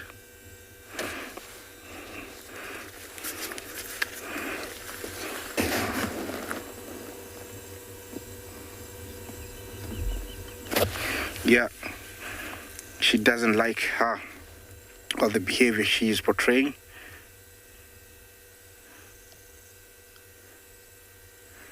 You might think they have their heads back to back. No, but the old lady is turning around. Remember to talk to us, #WildEarth. Question, comments are really, really welcome. While eating like this, elephant will come across small herbs that they eat, creepers, plenty of grass. And they know this through memories that they have, gone through.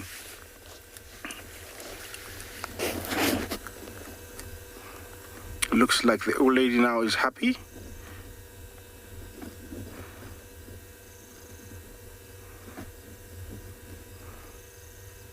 Actually assessing and double checking everything, making sure the other one was a female, and actually it was. Now she's alone. She's having a better time.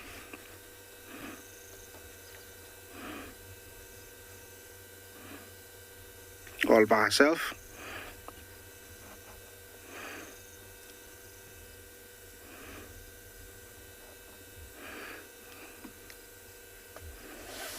She's listening to something, and looks like she has decided to follow her. Okay, I'm gonna stick here for a little bit longer.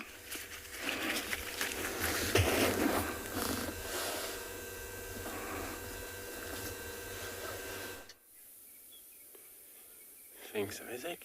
We now got a single male impala sitting right there, watching around him. What a difficult life to be always isolated away from the rest of the group. And it's all about probably been wanting to be alone or been somehow lost from the group, or dominating in this kind of area where there's no female that we can see.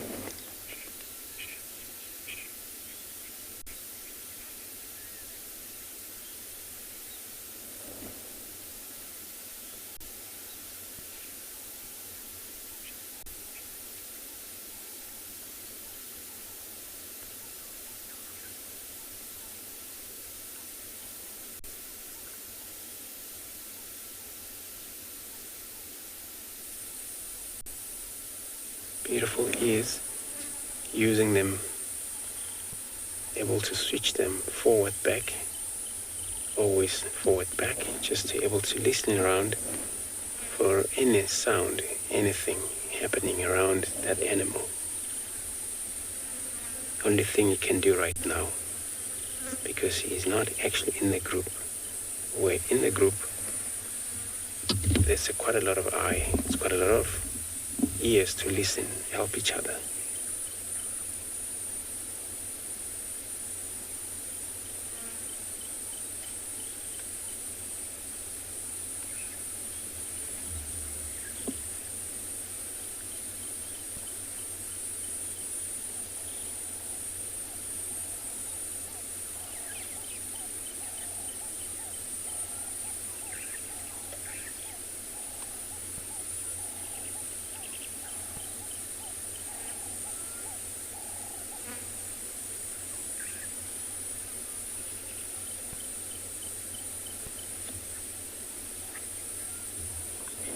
Just checking on us. So we're gonna leave him heading down to the Chita Dam. Let me take you over another live guide.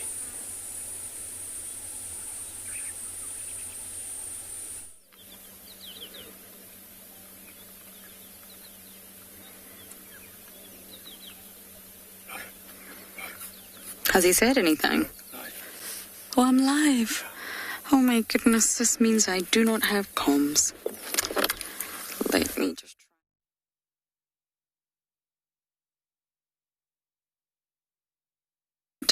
try. 1, 2, 3, 4, 5, 6, 7, 8, 9 goslings.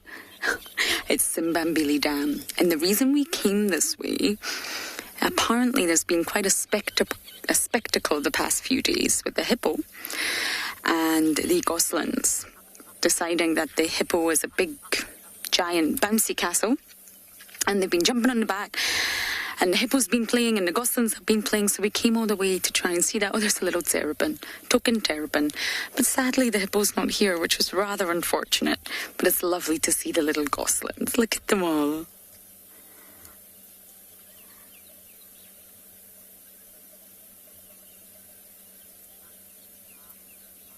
How sweet. There's just new life everywhere. And I spotted my first impala lamb. I don't know if Juma's side has spotted one yet. I don't know if we've managed to put one on camera, but I spotted one. The first little lamb of the season for me, which is really exciting. And it means it's all going to kick off. It's like a domino effect. And we'll start to see lambs everywhere now because, of course, they all drop their lambs at once, flooding the market strategy. Now, you will see the males fighting. Yesterday we saw some males fighting, which is what they normally do in the rutting season when they're competing. But since the females are giving birth, there's lots of strange female hormones in the air. Probably a lot of estrogen, and it confuses the males a little bit. They think, is it rutting season? Should we fight? So it's a sort of temporary madness that the males display in the impalas right now, because they're a little bit confused, shall we say.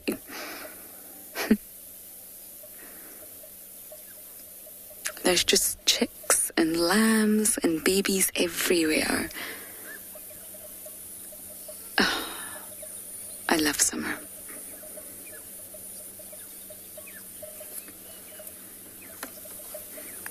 The chicks seem to be leading the way. They seem to be know how to navigate their way across this dam.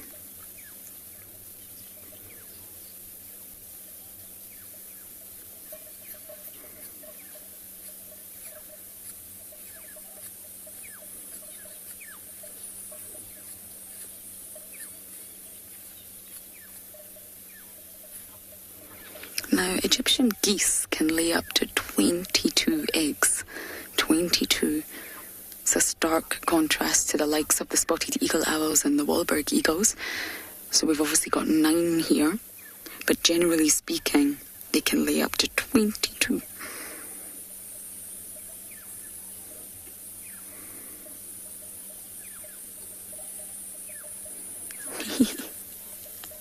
It's nice to see them out the water.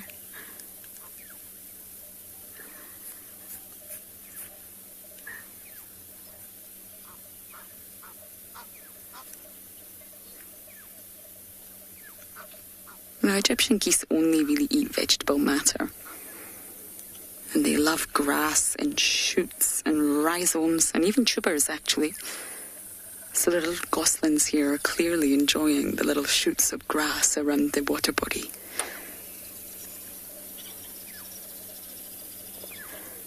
And that's either mommy or daddy standing guard.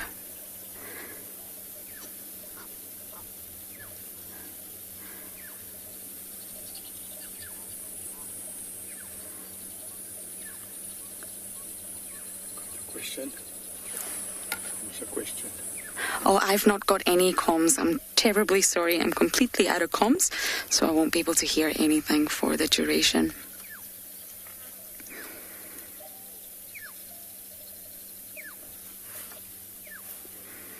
It could be a signal issue, but don't worry, I'll figure it out.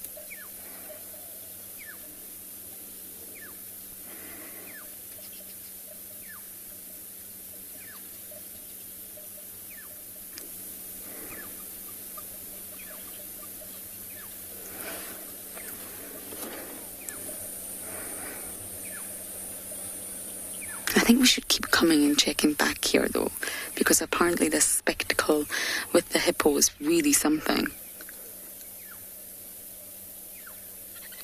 It's worth seeing.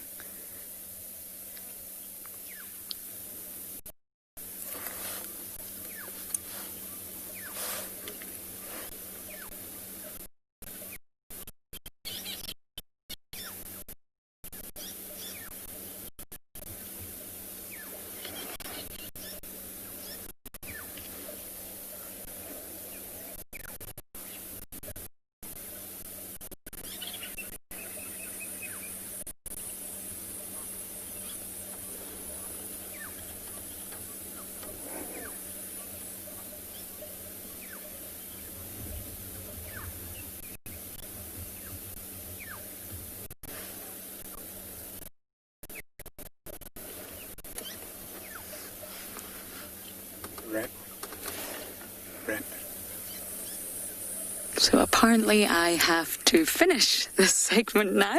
So we're going to leave Simbambili Dam and see what else we can find in the west.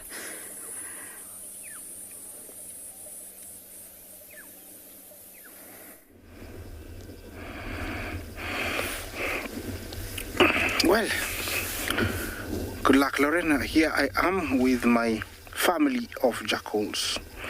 They have been very sweet and very entertaining for the last 3 months, and they have become so big.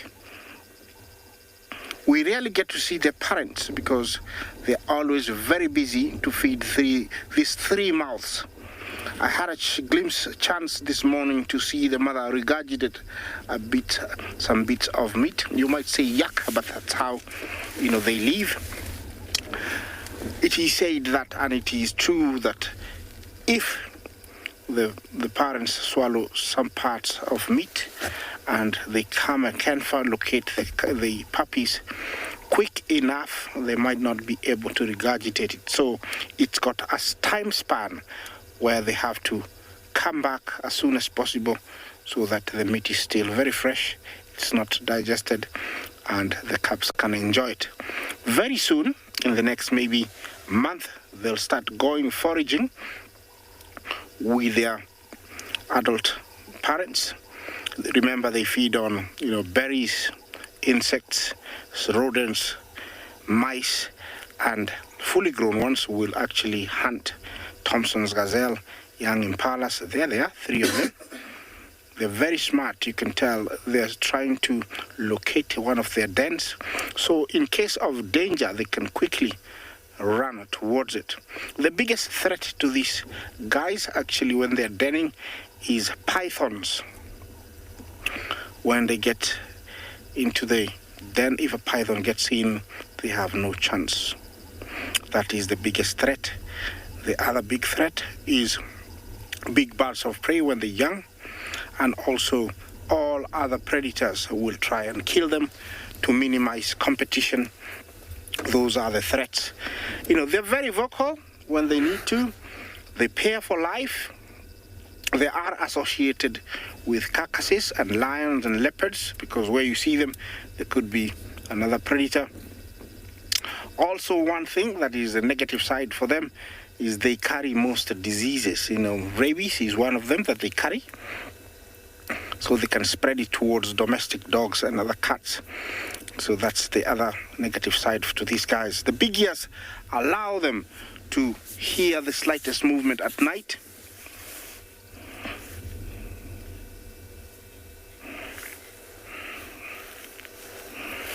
Yogeshwar, do jackals hunt, or do they always take kills from other animals, other predators? They are very, very good hunters. I have seen them at night going for spring hare. Spring hare is a rodent, looks like a miniature African kangaroo, leaps on hind legs very much like a kangaroo, and can dodge and dart, but jackals do hunt them at night. I have seen it. Also, I have seen them hunt down a fully grown Thompson's gazelle. So, you know, they've been perceived and taken to be scavengers. Well, no, they're not bad. If they're scavengers, they still do a very good job, but they're very, very good hunters when they need to. They will tire a Thompson gazelle, a young impala, and they usually kill it very ruthlessly, just like dogs. They don't know how to go and suffocate it. They'll eat it alive. So, Yogesha, they do hunt. Looks like they're going towards one of their dens. I know where it is. That's where they're going. And here comes the tall one, walking just like he's supposed to. And he is a big boy, this one. This is a big bull. Look at his body pattern. Each, giraffe very much like zebra. They have different markings. He said that some young ones, calves, do inherit their mother's pattern sometimes. I live to see that, but I can believe it. This is an animal that can live without drinking. No issues. I wish I was like that. This is the most hardest part of a giraffe, eating from below. Very vulnerable and also very tiresome for them because they have to position properly to be able to get to the ground.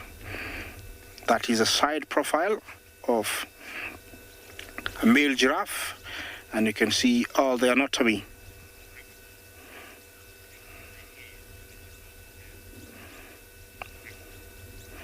How thick is the giraffe hair on the tail? Hey, how can I explain that? I've touched it many times. It is like coarse. It's not the horse's tail is thin. I would say 10 times the size of our hair. Multiply that 10 times. It is like binding wire, if you know what I'm talking about, but a slightly thin binding wire. That's how I don't know how many millimeters, but it is thick than our hair by about 10 times, and thinner, just thinner than a binding wire. That is the explanation I can give you. And it makes a very good, fly whisk. In the earlier years, in the 1900s, our African heroes and our African elders were allowed to wear them. But since laws and rules were laid down, it is illegal in some places to have them. I remember my grandfather had one, and actually it was very, you could hear if you pulled it rapidly, you could hear it make some noise because of how hard it was. It went like, you could hear it. And it was a very good fly whisk. I don't know where it went. But yes, they did have them as fly whisks and also as a sign of authority. You had this one, you had a wildebeest, but not anymore. Back to him, he's like sampling each restaurant, each bush, going one to the other. That's what I would say he's doing. He did move from one, he went to the next one, and now he's going away to another one. That height gives him a very good advantage.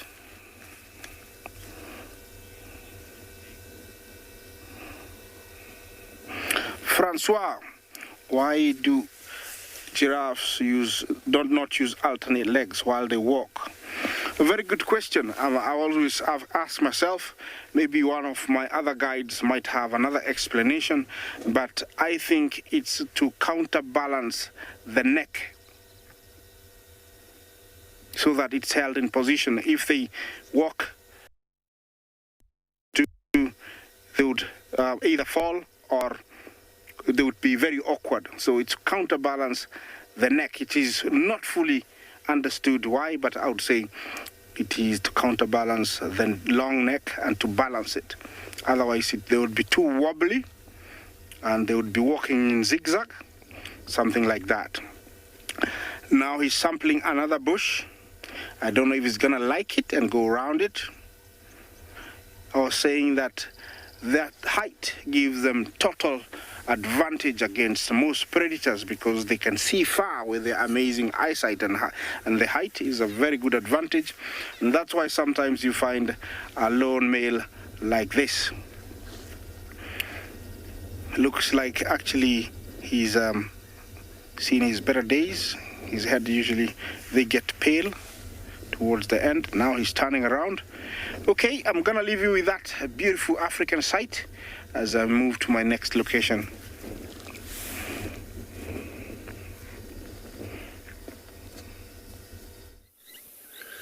Thanks, Isaac.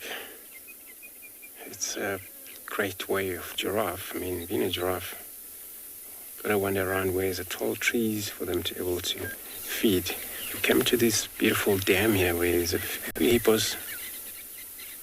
few hippos in that dry stump in the middle of the water. They're busy playing around where it's not yet for them to be able to get out right now, which there will be once it's dark.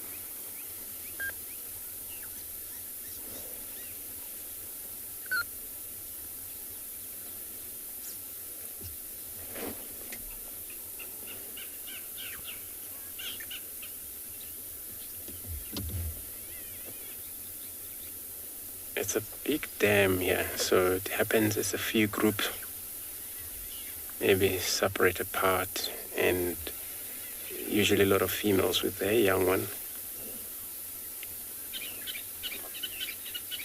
as they need water during the day for their skin.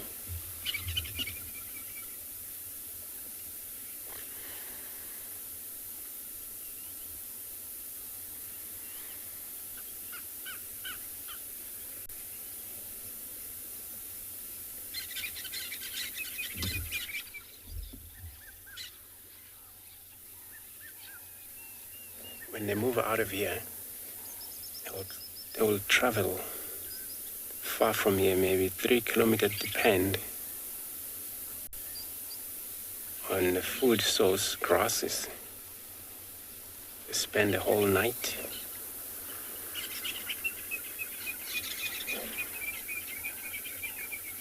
feeding, and they return back early in the morning around 3 o'clock, roughly.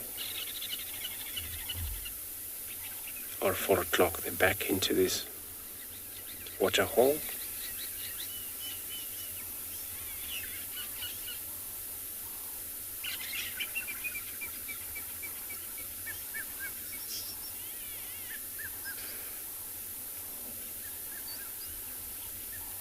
So they got to have a male which is a dominant in this group.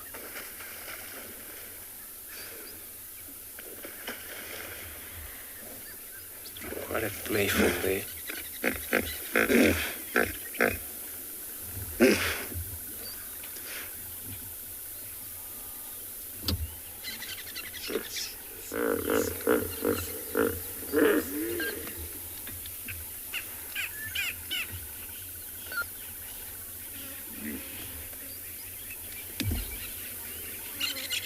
Quite a communications.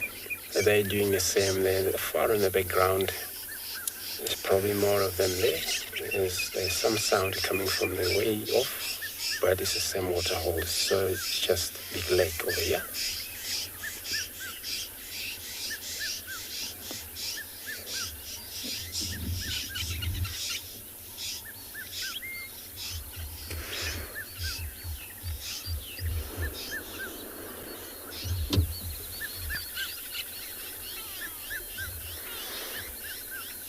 well, it's cloudy. Whenever it's a cold, cloudy like this, when they want to, if it's quiet, they do come out and graze around, but always return back to the water. I'm going to take one more time look at them. While I'm doing that, I'm going to be taking you over another go.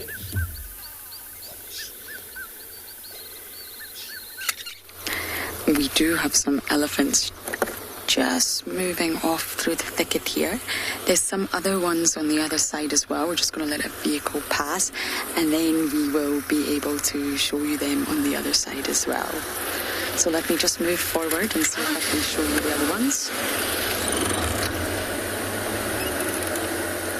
They're crossing into Djuma. That's our favourite statement out here, not crossing out of Djuma. That's our least favourite statement. Here we go. You get a view from here, Niels? I see you. It's okay.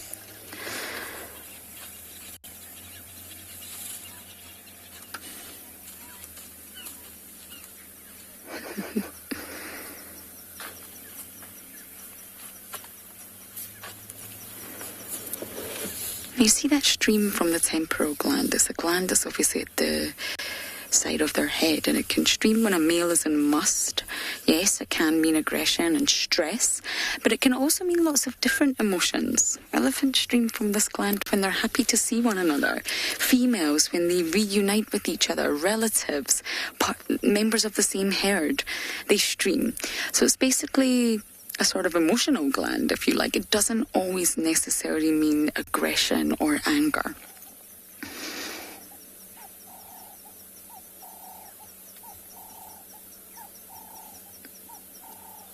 And when the bulls are in must, it swells so large in their head that there's a theory that it can also sort of press against the sides of their head, and it can sort of throb and become extremely painful. And that's another reason for the males being very aggressive during this time.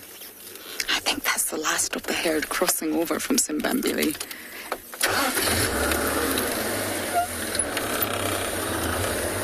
Yep, I don't see any more elephants, I'm afraid. So I checked the hyena den already, of course I did, and I'm heading back there again.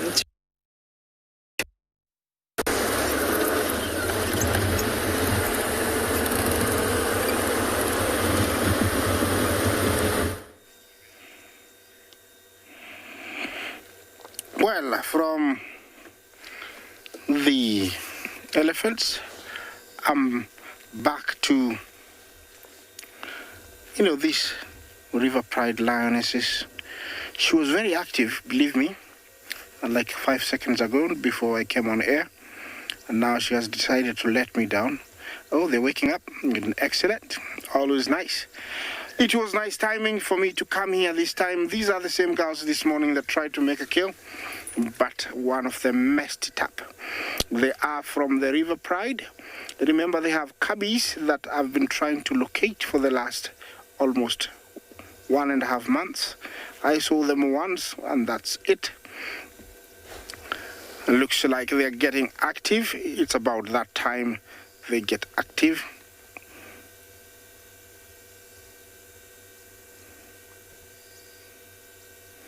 And this is their home area.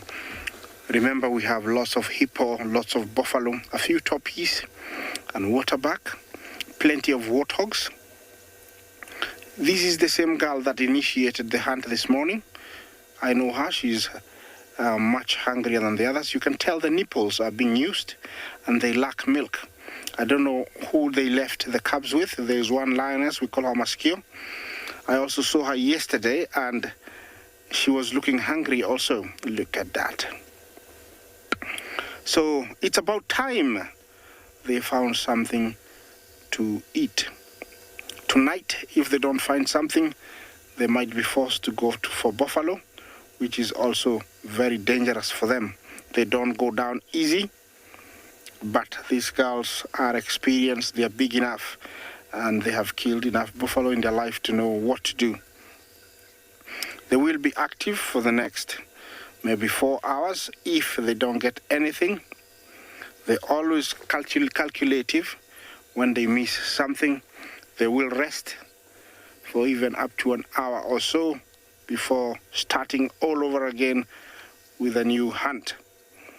And sometimes when they don't find something in one position for very long, they will do what they're doing right now, changing the position, changing the area. It's like changing the strategy.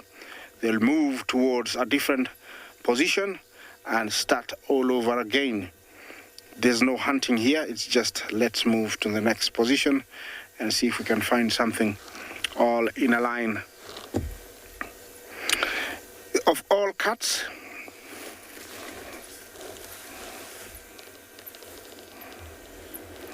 Yogeshwa, do lions migrate to other places? Yes, they do. If you knew the politics we are going through from the lion males in this area, you'll fully understand that. We have some males. Olalashe is from the Chele brothers, who came from about 40 kilometers north. Splitnose came from the area of Mara Bridge, and that is about 50 kilometers from here. Then we have what we call the Mash Boys, the 5 of them. That is across, is about 30 kilometers. So they migrate a lot. And some breakaways from a pride like this, we have seen them as far as a place we call Kilo 2, which is almost another 40 kilometers away.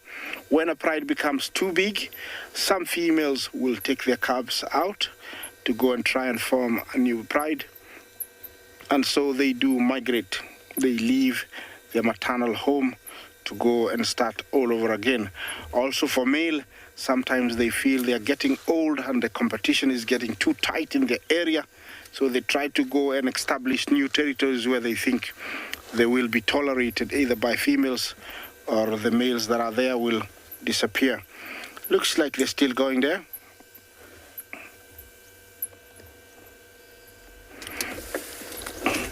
Well, these girls, they all almost have cubs. We haven't seen all of them. I'm looking forward to that day, when we see them. What I'm going to do right now, if you excuse me, I'm going to go around because they're heading towards the road. And while I do that, we'll take you to another live location.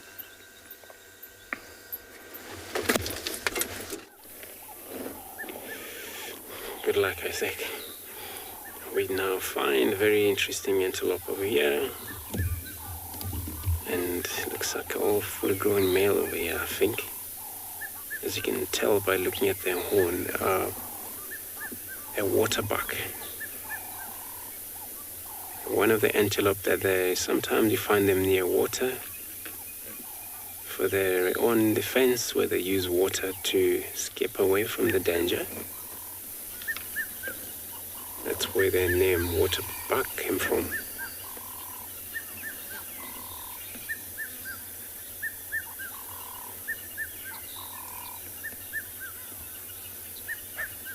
Oh, there's a lilac crested trawler flew across the screen over here.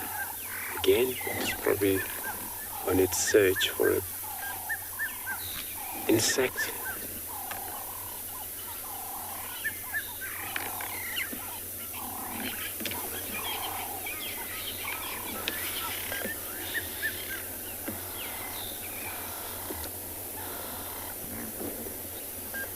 Waterbuck, there's a system where these males that are not actually dominating their would still allow to be in the male's territory, and all they do, you have to respect the male within the area of dominating.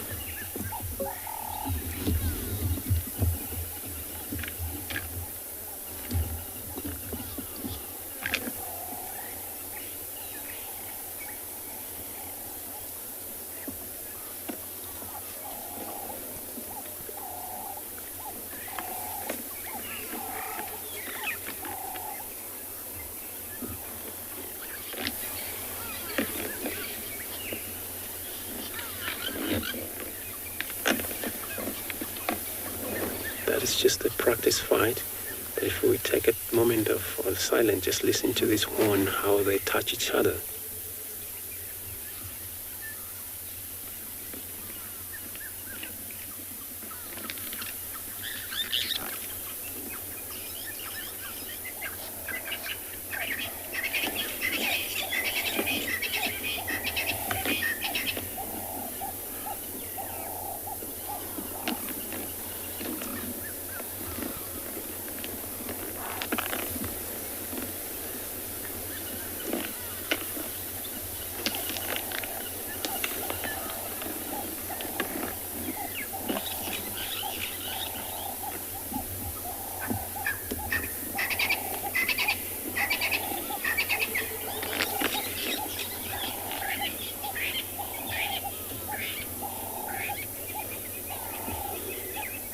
looks like the playing battle's done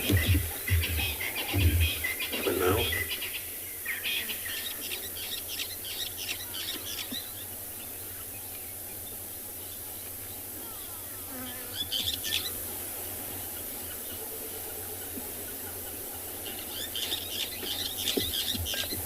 And there are also easy antelope.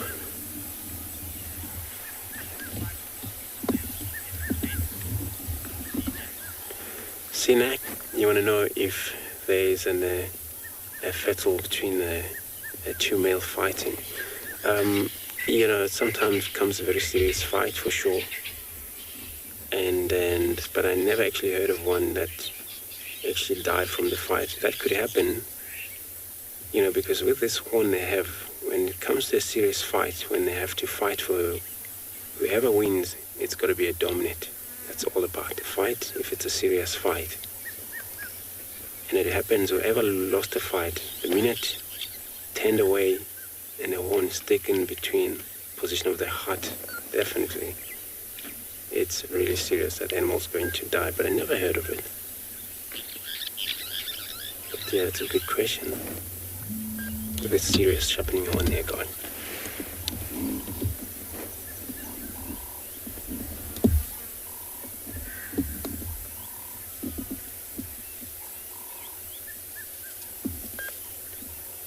There's more of them way up there. It's all scattered all over.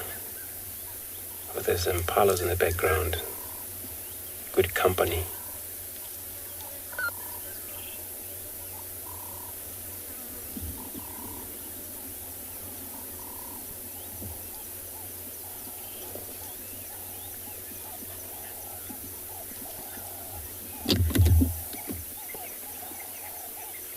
Astra, good afternoon.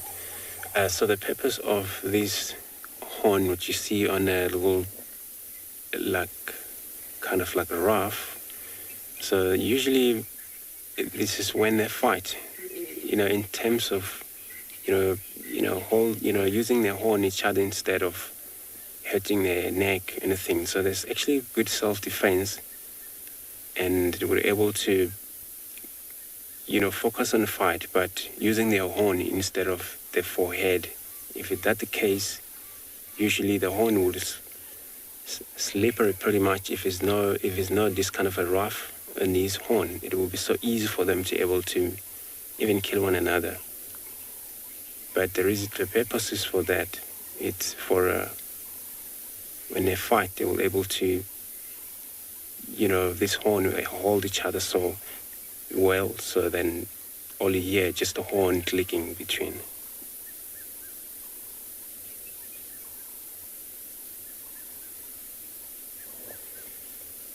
So I'm leaving this animal, gonna be going again forward, searching for anything else to find.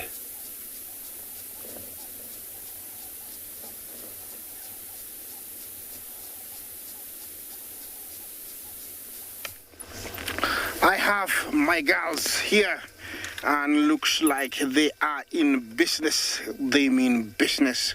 They're heading towards the forest. There is plenty of old buffalo and very strong buffaloes and big herds of buffalo, waterbacks, toppies. Warthogs are fast asleep now. They normally sleep quite early. I can't blame them. It's not a good time to be out. And even reedbacks and waterbacks and bushbacks might be found in this area. They haven't pinpointed exactly what they're going for, but anything in their sight now could be on the menu. So they are looking, they are heading there. Unfortunately, they have gone quite a long ways, but I'm enjoying this. Hopefully something is gonna turn in there so we can see what they're doing. Definitely this is not just cat walking or lion walking. This is a walk with a reason.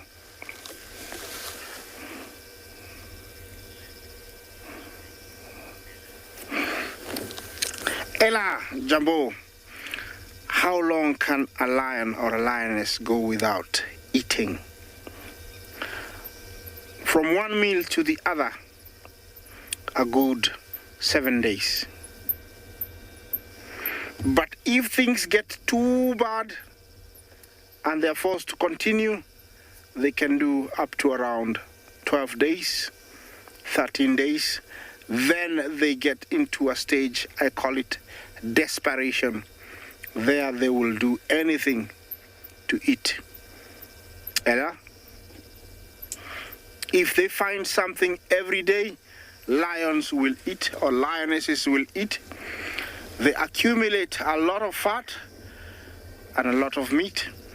And so in lean times, they are able to go for a little bit longer without eating.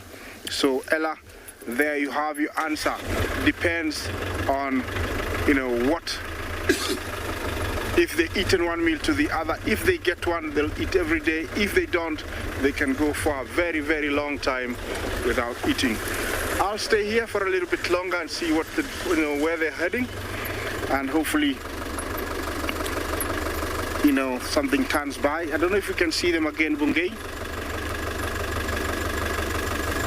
It's getting too dark, so let's move on. There is another lioness that was seen further up the road. I don't know if I'll be able to pick her up because these guys have gone deeper into the marsh. But this is a perfect time to be out there as a lioness because there'll be a lot of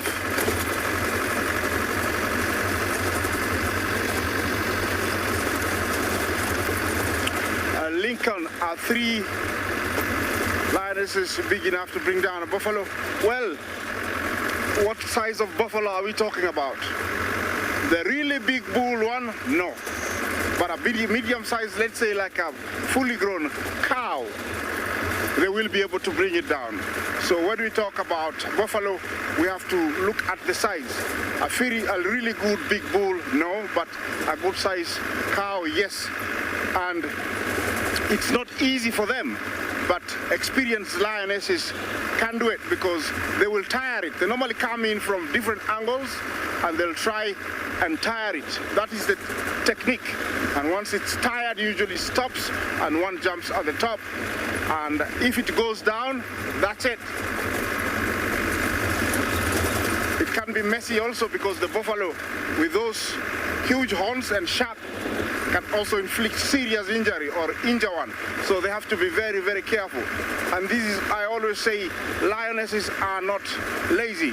They are not lazy because when they work for their food, they really work very, very hard. I'm gonna continue on this road and let's find out what's happening somewhere else.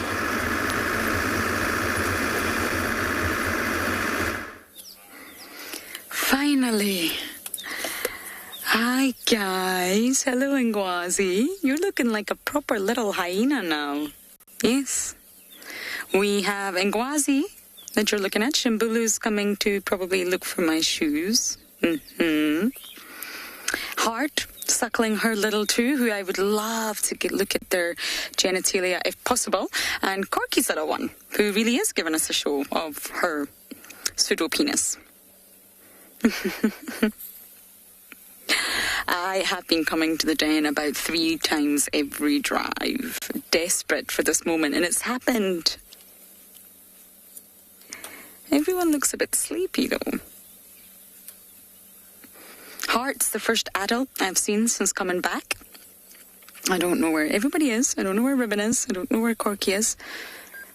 But obviously they're still very much using this den. And I've checked around some of the dens that I know of to see any signs of intima or any signs of dens that look active in any way. No luck so far, but of course there's probably lots of dens that I really don't know about. Corky's little one down here looks so big. Why did you grow up? And I remember lots of people were worried about Corky's little one for a while, and there was really no need to be. What you've got to remember is that, yes, she's smaller. Yes, she's taken a long time to develop compared to the others, but you've also got to remember that her mother is now the lowest ranker. So as I mentioned the other day, everything, absolutely everything in nature strives for balance. And there's no way that the lower ranking hyena cannot provide for her offspring. There has to be something that offsets that. There has to be some sort of evolutionary tactic that allows the lowest ranker to still produce viable offspring. And there's a paper, it's a fantastic paper, I can give anyone the details, and it says just that. Any females of low social status in hyenas, they have much more limited access to food. We all know that. So their young, their offspring, like Corky's daughter here, are nursed infrequently, and she will experience long sort of fasting periods, if you like. The life of feast and famine. So instead of there has to be something that offsets any compromise to her growth and survival.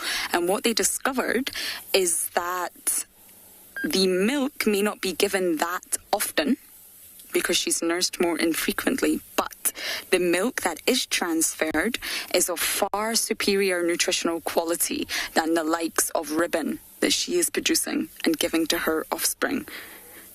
So it's given in sort of shorter bouts, but it's larger volumes and really high in nutritional content. And that, of course, means that the lowest rankers cubs still have a chance. But yes, they'll be smaller. Everybody's at my feet. Guys, I've got 3 cubs sitting at the car, all looking at me. I'm not sure if your Niels will be able to get a view. They always put themselves in the most awkward angles, but they're very, very curious, these two, Ngwazi and Shimbulu. So yes, if anyone wants the details of the paper, it is called Maternal Social Status, Sibling Rivalry, Shape Milk Transfer in Spotted Hyenas. And it's from 2016 and explains exactly how the lowest ranking hyenas are able to still produce extremely viable and strong offspring. There's a tactic that's evolved in hyenas, so even when they're at the bottom, even when they're not feeding well, they're still producing strong milk. And look at Corky's daughter sitting at the top there. She's absolutely thriving. Her development was slightly slower, but look at her. Oh. And I think it really helped that Ribbon's boys were around, and it also helps that Ribbon's boys happen to be really not that aggressive. Considering they're the matriarch's sons, they're really not aggressive. They could be, because they're high-ranked, but they're not. I mean, they're aggressive between the two of them, yes, I have witnessed that. But towards Hearts too, we'll need to get names for them soon, and Corky's daughter, they're really, really not aggressive. And I think that's helped Corky's daughter. We also need to get a name for her. We'll need to get on the naming mission. I think Hearts is 1 male, 1 female. I know we've been round this topic, but I really would like to confirm just once again. I've been gone for quite some time, so I want to get a good look and just be completely sure.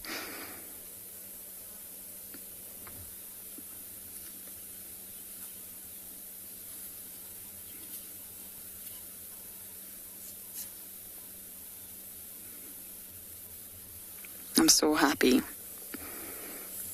I've been waiting for so long to see you guys.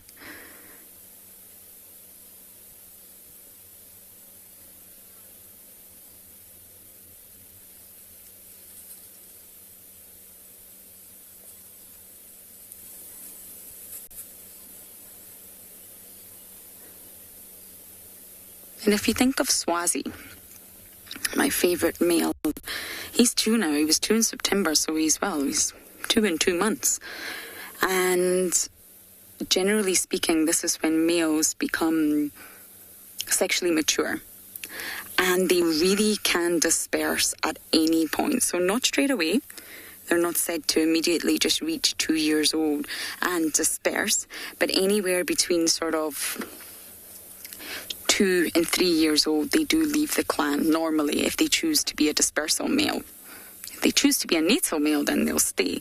But I think in Swazi's case, because he did lose his mother pretty early on, and he's not really related to the others, I think Swazi will disperse. He's came of that age. Just like Kosana. But if he goes and joins the likes of the Elephant Plains clan, then we have the chance of seeing him again.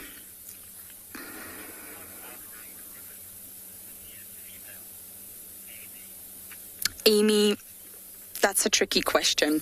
At this stage, definitely not. Even when they grow older, as I mentioned, it's a really good question because it fits in, that normally when the boys reach 2 or 2.5, they disperse.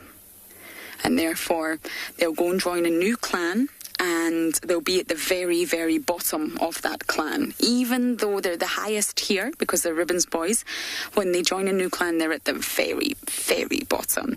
Males have their own sort of hierarchy. It's not a hierarchy as such, but they have a sort of ranking system. And the newcomers, the strangers, they're definitely at the bottom. So because Corky's cub is female, when she gets older, she'll be a prominent member of the Juma clan. She might be at the bottom, but she'll still be a prominent member, and it's most likely that these boys will not be around. But let's just say they decide to stay and they become natal males. Yes, they could essentially be higher ranked than Corky's daughter. But with the way I see their relationship right now and the sort of lack of aggression, I don't think it would be much of an issue between them. But generally speaking, females are ranked higher than males. But because these two are the matriarch's son, if they decided to stay, they probably would be a little bit in a better position of power than Corky's daughter.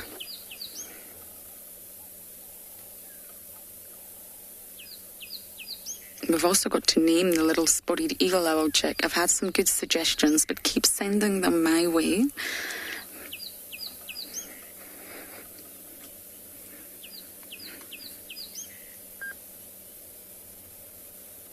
Cannot believe the growth. Oh dear, we're having a good old groom here, aren't we, little one?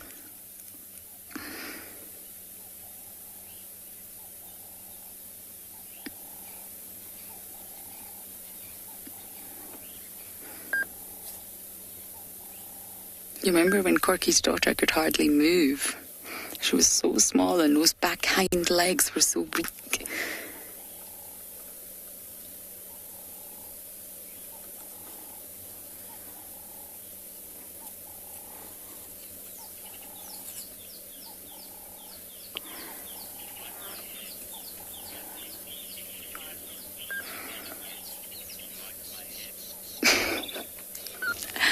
You like my head?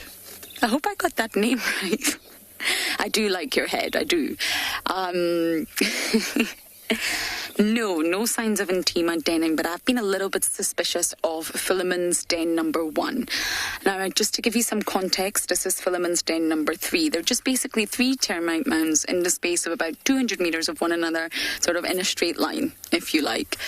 And it's been freshly dug, and I'm just a little bit suspicious of it because Intima definitely used to spend a lot of time there before in the past, and hyenas tend to choose den sites that they know, that they're familiar with. So I'm going to keep my eye on that one. I've checked every single day, and I mean, it could be a porcupine, it could be warthogs or anything that's dug that den out, but I'm just a little bit suspicious, and I've checked all the other dens, nothing so far. But although we saw, prominent signs of either pregnancy or birth, she could still essentially be pregnant and not having give birth yet. So I think we just need to keep a really close eye on Intima, and if we spot her, it'll be really beneficial to follow her. Now, it's not easy following a hyena, trust me. It's far easier to follow a leopard. But I would just really, really love to see Intima have her own offspring. She's still relatively young, but she definitely can. She's sexually mature, and she's also the matriarch's daughter.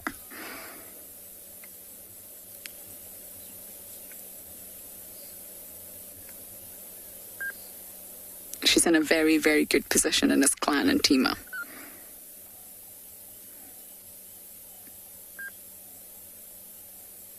There's also sort of a high mortality rate as well for first-time mothers.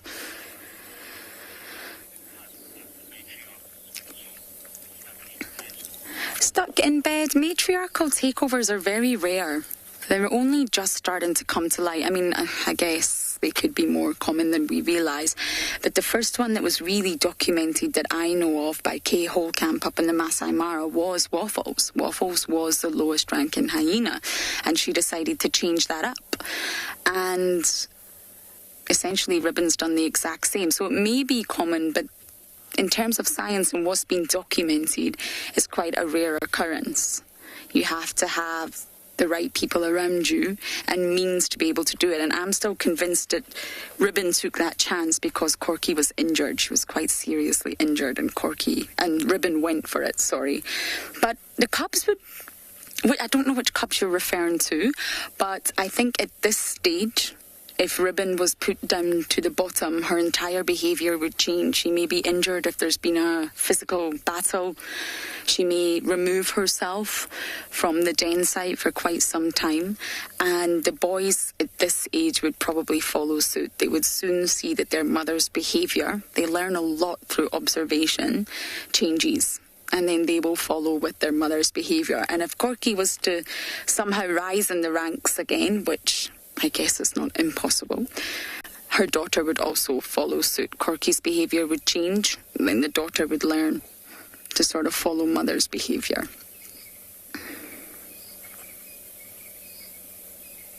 A lot of mammals learn through observation. How mother responds, you respond. But it would definitely upset the dynamics if there was another takeover. I think it's important that because Ribbon has already conducted the takeover, that she stays as matriarch for quite some time to build and grow a really healthy clan. She is having quite the groom.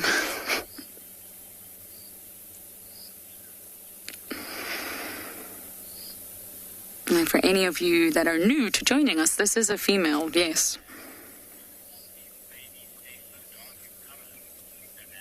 Renaz, no. Corky's daughter is going to lighten just as the others have. Just like Shimbulu and Ngwazi. Normally around the 3-month mark, you start to see signs of the spots and the hair starts to lighten. But it's a gradual process. So over time, just as we watched with these ones, you'll start to see signs of the spots because you can see her spot pattern. It's just the rest of the hair around the spots is still dark. And once that starts to lighten after the 3-month mark, slowly but surely she will be light.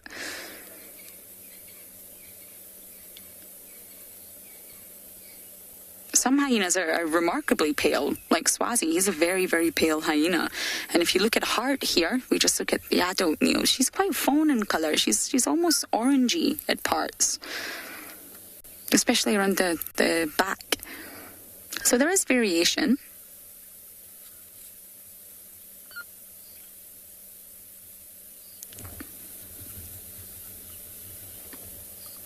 But yes, Corky's daughter will really lighten, and once we can get their sort of spot pattern ironed out, that'll be good for us because it helps with the IDs. But for me, Shimbulu and Ngwazi, they just look so different. So different.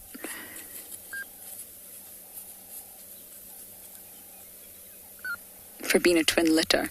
And if you just look at Ngwazi here, Niels, if we're able to zoom into the sort of rib cage area, you can see there's a spot pattern starting to emerge. I can see little squares and a thick bar at the end. So slowly but surely we'll get there. So of course, I'm going to sit here and I'm definitely not going anywhere.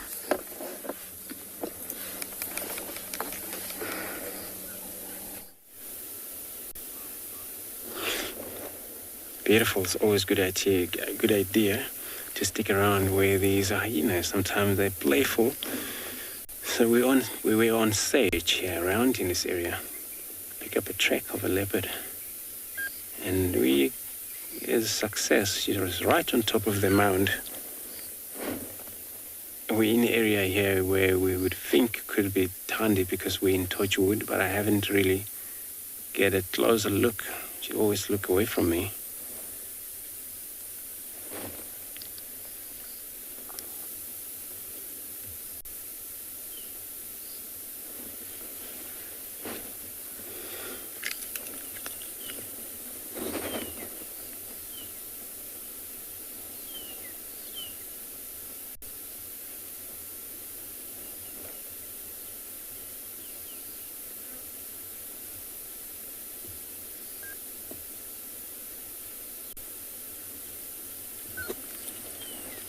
she's not looking at me at all, but I'm sure soon we'll be able to confirm that.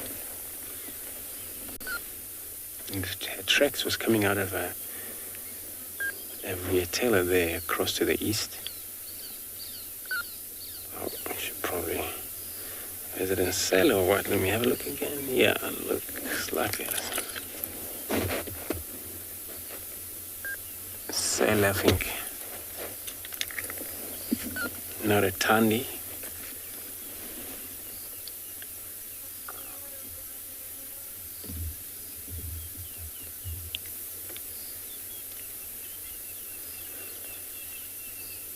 When Cell, she's been seen quite often in this area, part of the northeast of this reserve. She probably share boundary between Tandy and herself and the Tlalamba.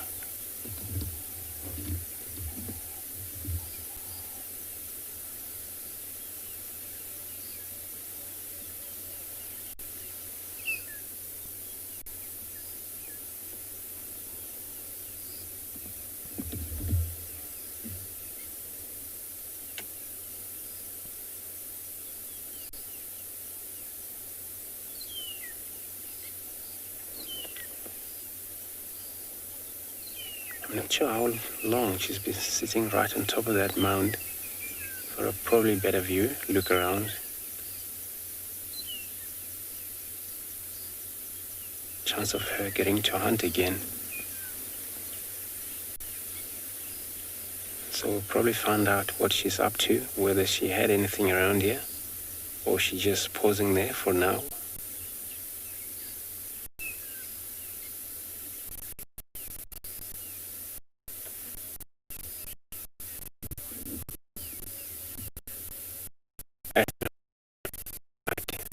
Stella, and that's why when I looked at her,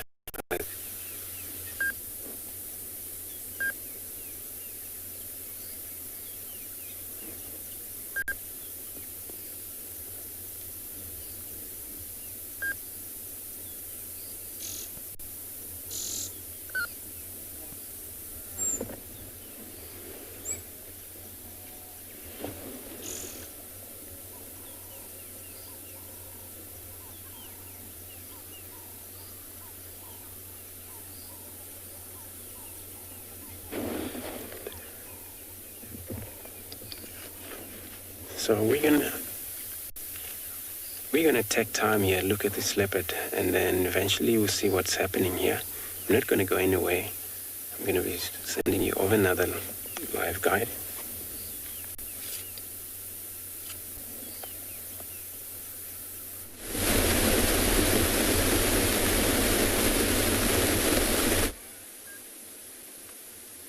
And we went looking for the small jackal pup, and then we've come across two spotted hyenas moving across a clearing.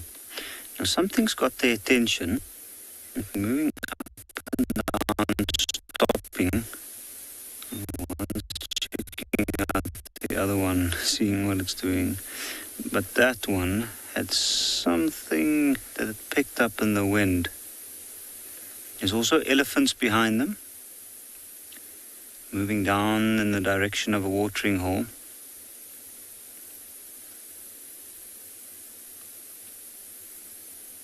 And for a moment there, as the hyenas walked up through the clearing, elephants just stopped to check them out. But what an amazing scene for a sunset. That's the Drakensberg Mountains there in the distance. The northern end of it. And then we've also managed to get the jackal pup, which is hiding in the tall grass, more or less over there, right there. You can see just the ears flicking.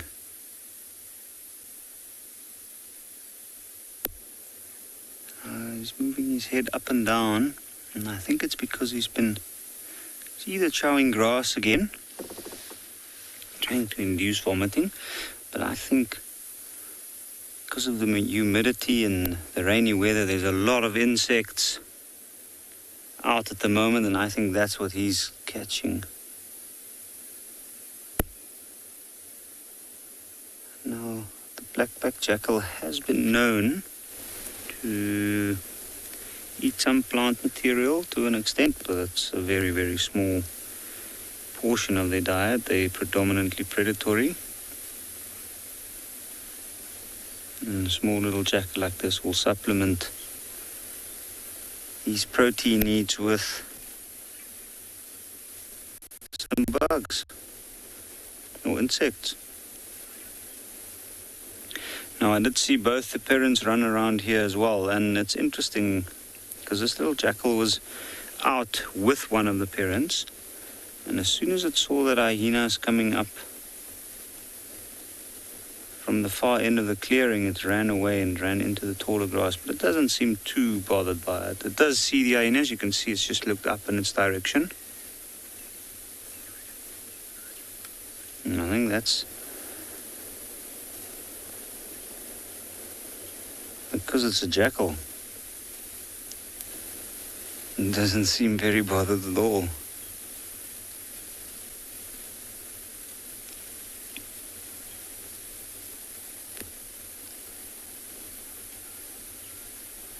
You see every now and again it puts up its head quite alert, have a look, see what's going on, and then back down, feeding off the insects. But something interesting is happening with the hyenas at the moment. They seem drawn to something, and I saw that one putting its nose up into the wind to the direction that it is moving in. So I'm wondering if it picked up on something. The wind's coming from that direction more or less. And also saw some vultures in that area. And normally when hyenas do stand around like that, they stop, they listen. Look at the tail of the one in front. You can see the tip is starting to rise, which means that it might be and something has just made up speed.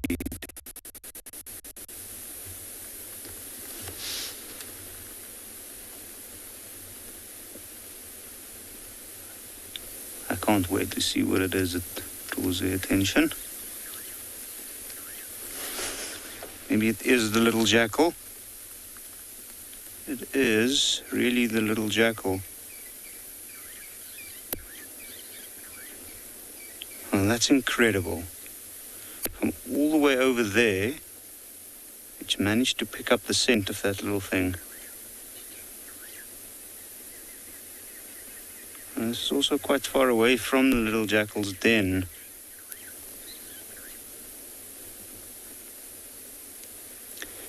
You can see clearly the hyena in front is more dominant. It's even lost part of its tail, but it's also leading the way.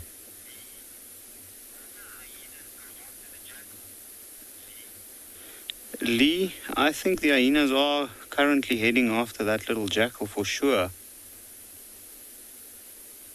Now, in the direction that they're moving, that's where the little jackal's den site is, and once it runs in there, I don't think there's any chance they'll be able to get in there. You can see there's a wildebeest also nearby that's actually been alerted, and it's running forward to try and see and get a better idea of what's happening.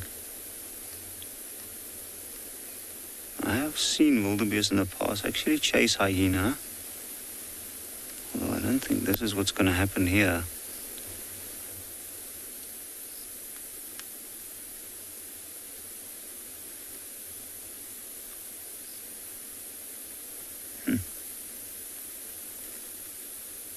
What an interesting struggle playing out in front of us. Something so tranquil, so beautiful.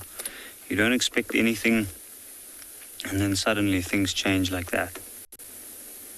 But I'm amazed at how powerful those hyenas' nose were. They were standing around, they were looking a little bit, and then the next thing they just started running over in the direction they got the scent from. I think what we're going to do is we'll probably try and reposition, see if we might be lucky to see and get another view of them.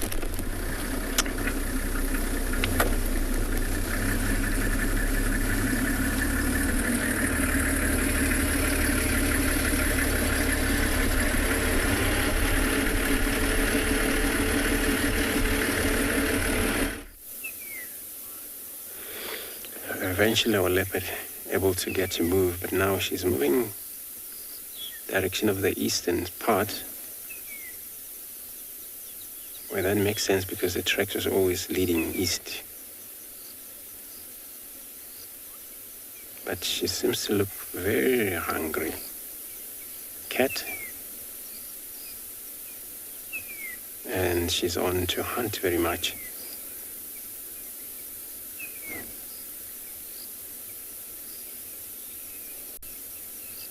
So I'm gonna try follow her from the far end, so keep a visual of her.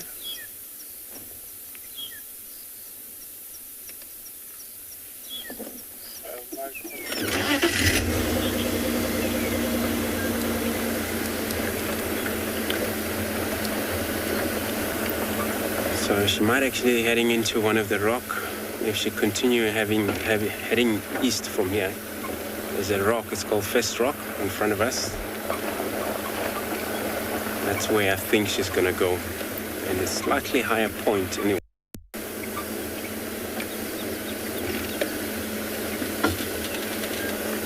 Oh yeah, we still got her.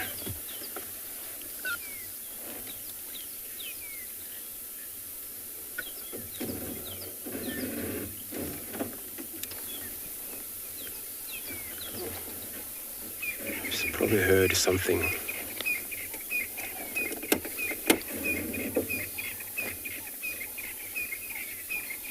Can see her tail slightly, tip end, wagging a little bit.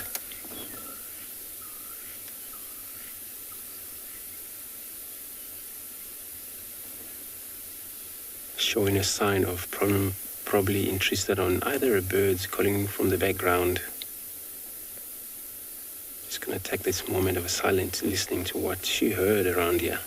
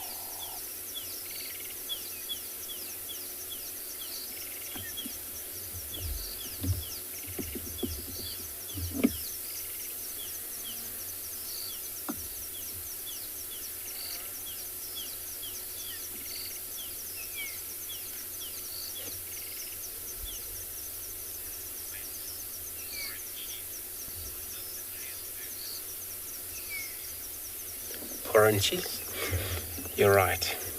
She has such a beautiful tail. A lot of time you only see that lot of white when she's interested or maybe in herd or something. She might actually want to try and hunt. All you see, tip end of that tail, it's a little wag a bit, curled up slightly. But she just rested down now.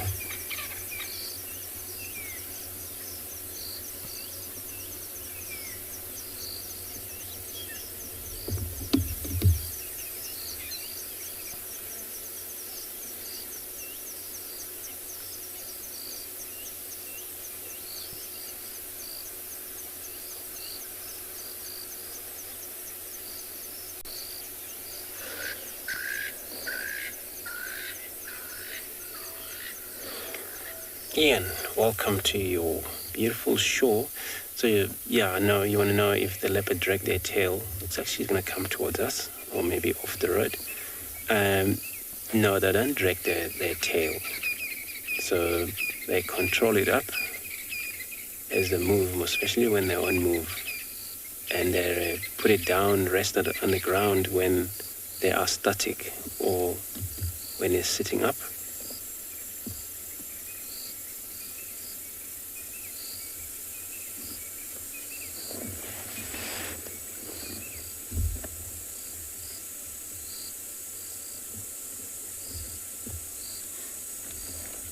We still got a little bit of a glimpse of her.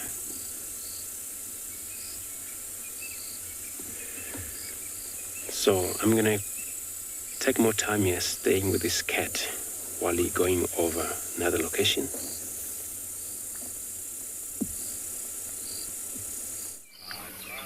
We're watching a very tender moment here between Shimbulu, I think. Yes, Shimbulu and Heart. They've just been kissing and rubbing nosies and smelling, and he's clearly going to put his genitalia in her face. He's trying to establish a greeting ceremony here, but I don't think he realizes that she's rather occupied and sleepy. But it's very sweet. No aggression from Heart. I think Heart's number 3 in the high. Oh.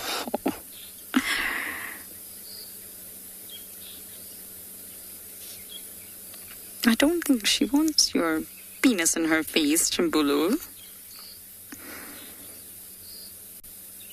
She's not reacting to his initiation of a greeting ceremony. But it was very tender all the same. And most of you know we love talking about hyena genitalia. Of course we do, because it's so bizarre. But in all seriousness, it was thought for a really long time that the females have much higher testosterone than males. And that's why they've developed this really male-like pseudopenis.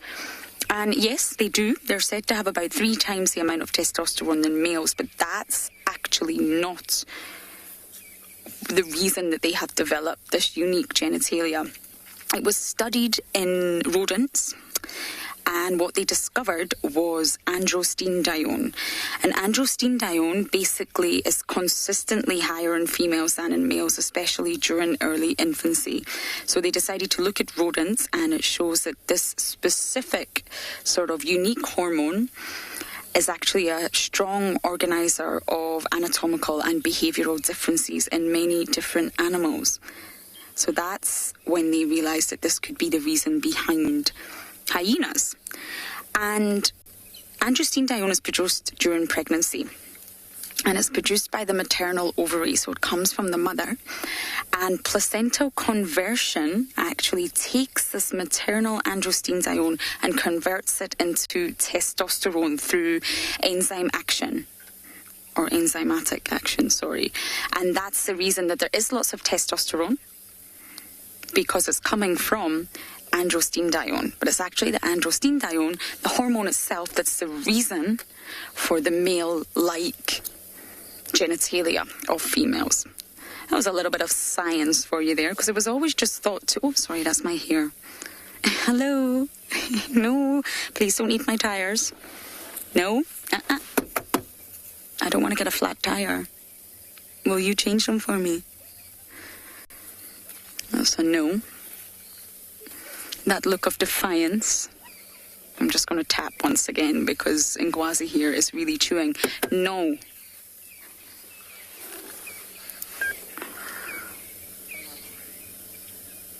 Craig, you're asking, do hyenas have twins? Yes, they do. So Ngwazi and Shimbulu here, the oldest two. I can show you. Ngwazi is currently under my car, but Shimbulu's over here, Niels. They are twins, the bigger one, and they are both ribbons boys.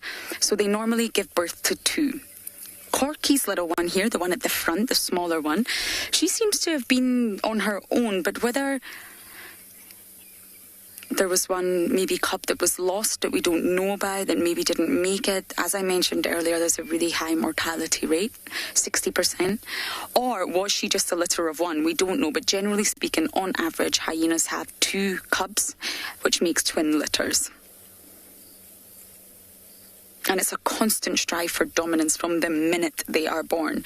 They're born remarkably precocial compared to the likes of lions and leopards and cheetah cubs, but they've still got a little bit of development to do, as we saw. They're quite weak in the back legs. They don't move very well. Their eyes are open, but not fully open, if you like.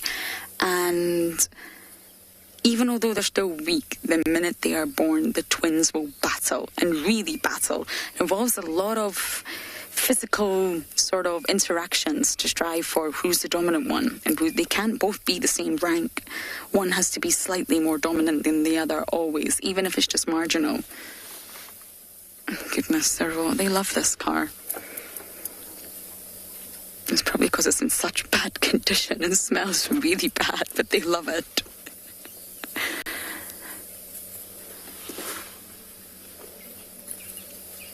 Heart's having a wee look too.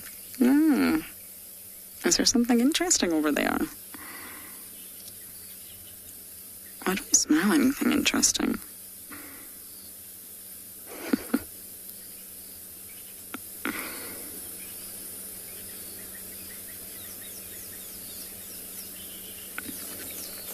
Hyenas, of course, have a terrible reputation, and I know that the Tswalu incident really didn't do them any favours, but they are the most wonderful animals and incredibly good mothers. Can you hear them chewing the carneals? Yes, they're underneath.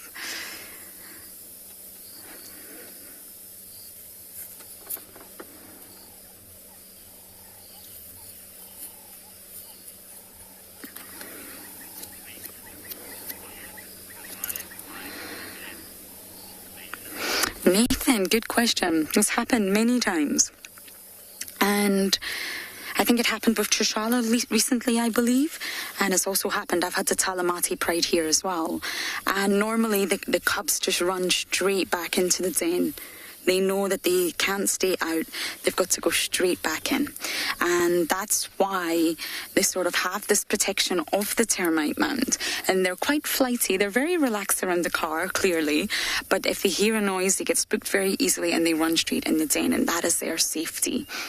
They could never outrun a lion at this size, or a leopard. Tswalu, I had Tswalu here one day stalking the cubs. All predators will take each other's offspring, which is so sad, I know.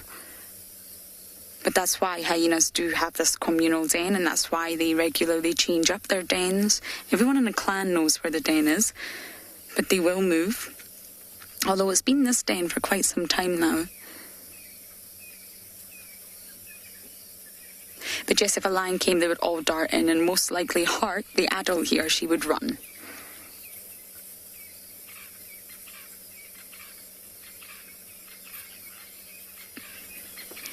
Yes, I'm going to chase these little munchkins away and stop them from eating my tires.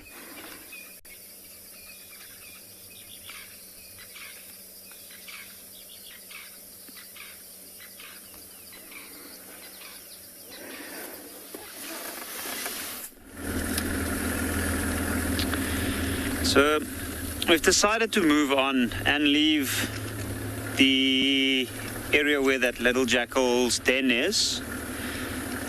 Thinking about it on second thoughts, the hyenas, how incredible their nose were to pick that little jacket amongst all those animals up in that area was incredible.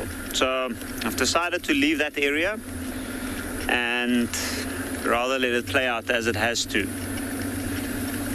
So now we are currently, it's just started turning darker here, and we are currently heading back towards the banks of the Timbavati riverbed, where we are hoping to find something like a cat, maybe a leopard.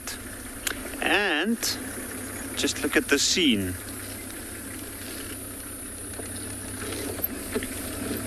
This is pretty incredible.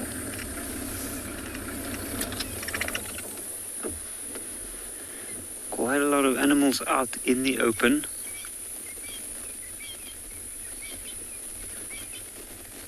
Quite largest. And then some zebra, there's some impala way at the back.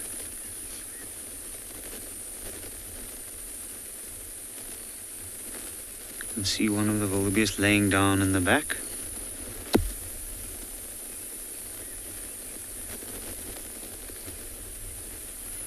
Now with the cloud cover tonight, it's going to be quite dark. And I think with all of the animals settling in a space like this, you can see they're all gathered together.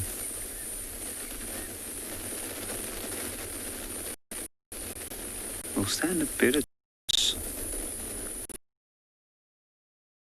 Just might be nearby.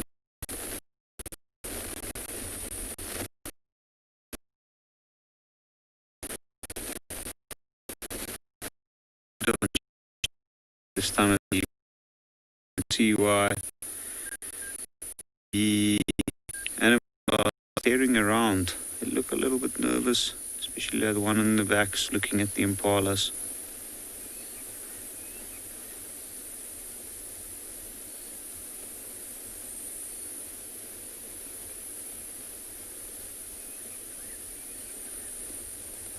Before they settle, they have to make sure that the coast is clear.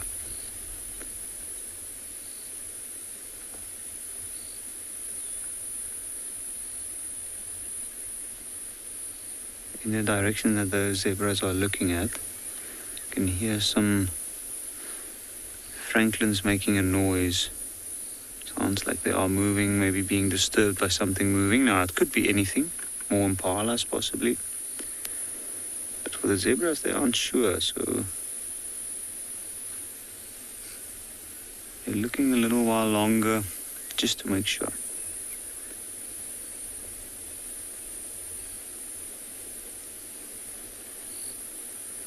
But this is a good spot to have a listen for anything calling, like lions that might be calling nearby this area, hyenas calling.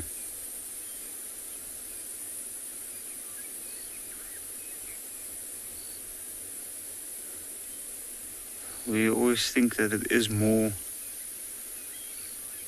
eyes and ears, which it is. And therefore it is a little bit safer for them to all be in a group like this. Also another thing is the fact that there will always be one of these animals awake, or a number of them actually. They don't sleep in long stretches, they'll sleep in short bursts.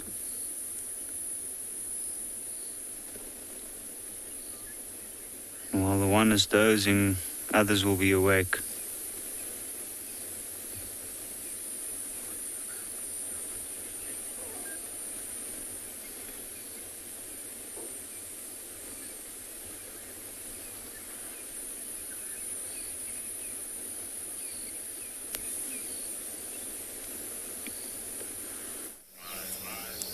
Something very interesting just happened. Hart got a little bit upset. She started acting really dominant. She's in a good position in this clan, but I think Ngwazi tried to maybe take some milk or have a little lick, and she got very upset. She chased him. Tail was up, which is interesting because although Hart's in a good position here, really, taking a chance at her milk is the exact behavior you would expect of the matriarch's sons. Completely normal. But Hart was not happy. She didn't like it. But all is calmed down. This is how the adults teach, by scolding, really. At the end of the day, they're still a unit.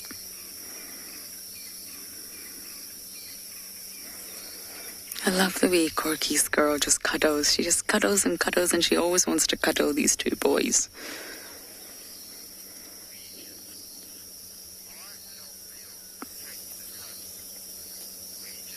Region adult males from this clan, the Juma clan, no, they're not. They're definitely submissive to all the females, and they're not a threat to the cubs. It's quite rare to find a male here when the adult females are not around, but it is a communal den and you can find them, but no, they're not a threat. An adult female will keep her very, very young offspring in a separate den, a natal den. And the reason being, they're still developing, they're still very small, they're still very young. And although none of the other hyenas in the clan would hurt them intentionally, of course, accidents can happen. The bigger cubs are just a little bit boisterous, would maybe play too hard or bite too hard, not intentionally. But that's why the mother keeps them away and brings them to the communal den once they're about anywhere between 4 to 6 weeks old, depending on the situation. We just got very lucky to witness Ribbon at her natal den. It really doesn't happen that often.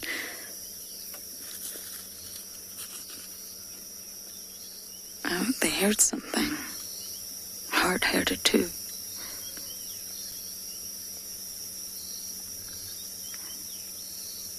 That perfectly answers the question from earlier. Immediately when they hear a noise or smell a smell or something, they sense something, they all run back inside. Just like that, they're in the safety of the den. Their mothers are not here.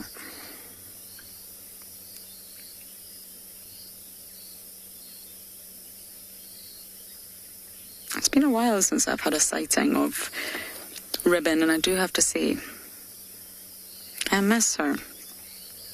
I do hope that we get to see her one day soon. But I think this has really been, it was a rather quiet drive in the middle, but it's been perfect getting to see the chick and then getting to spend time at the den, my favourite place on the whole reserve, catching up with our hyenas. And as the cubs get older and older, you know, we may see them less and less. But it's still very much a family unit at the minute. And I'll just spend as much time with them as I can. But if Nsima is spotted by any of us, we do need to start following her and getting a closer look at her. She did look rather skinny the other day. But what a great end to a great drive. And of course, we must say thank you to you all. Thank you to everyone for jumping on board. All your comments and all your questions. It's a pleasure to have you here. And of course, we'll be out in the morning, so please join us then. Good night.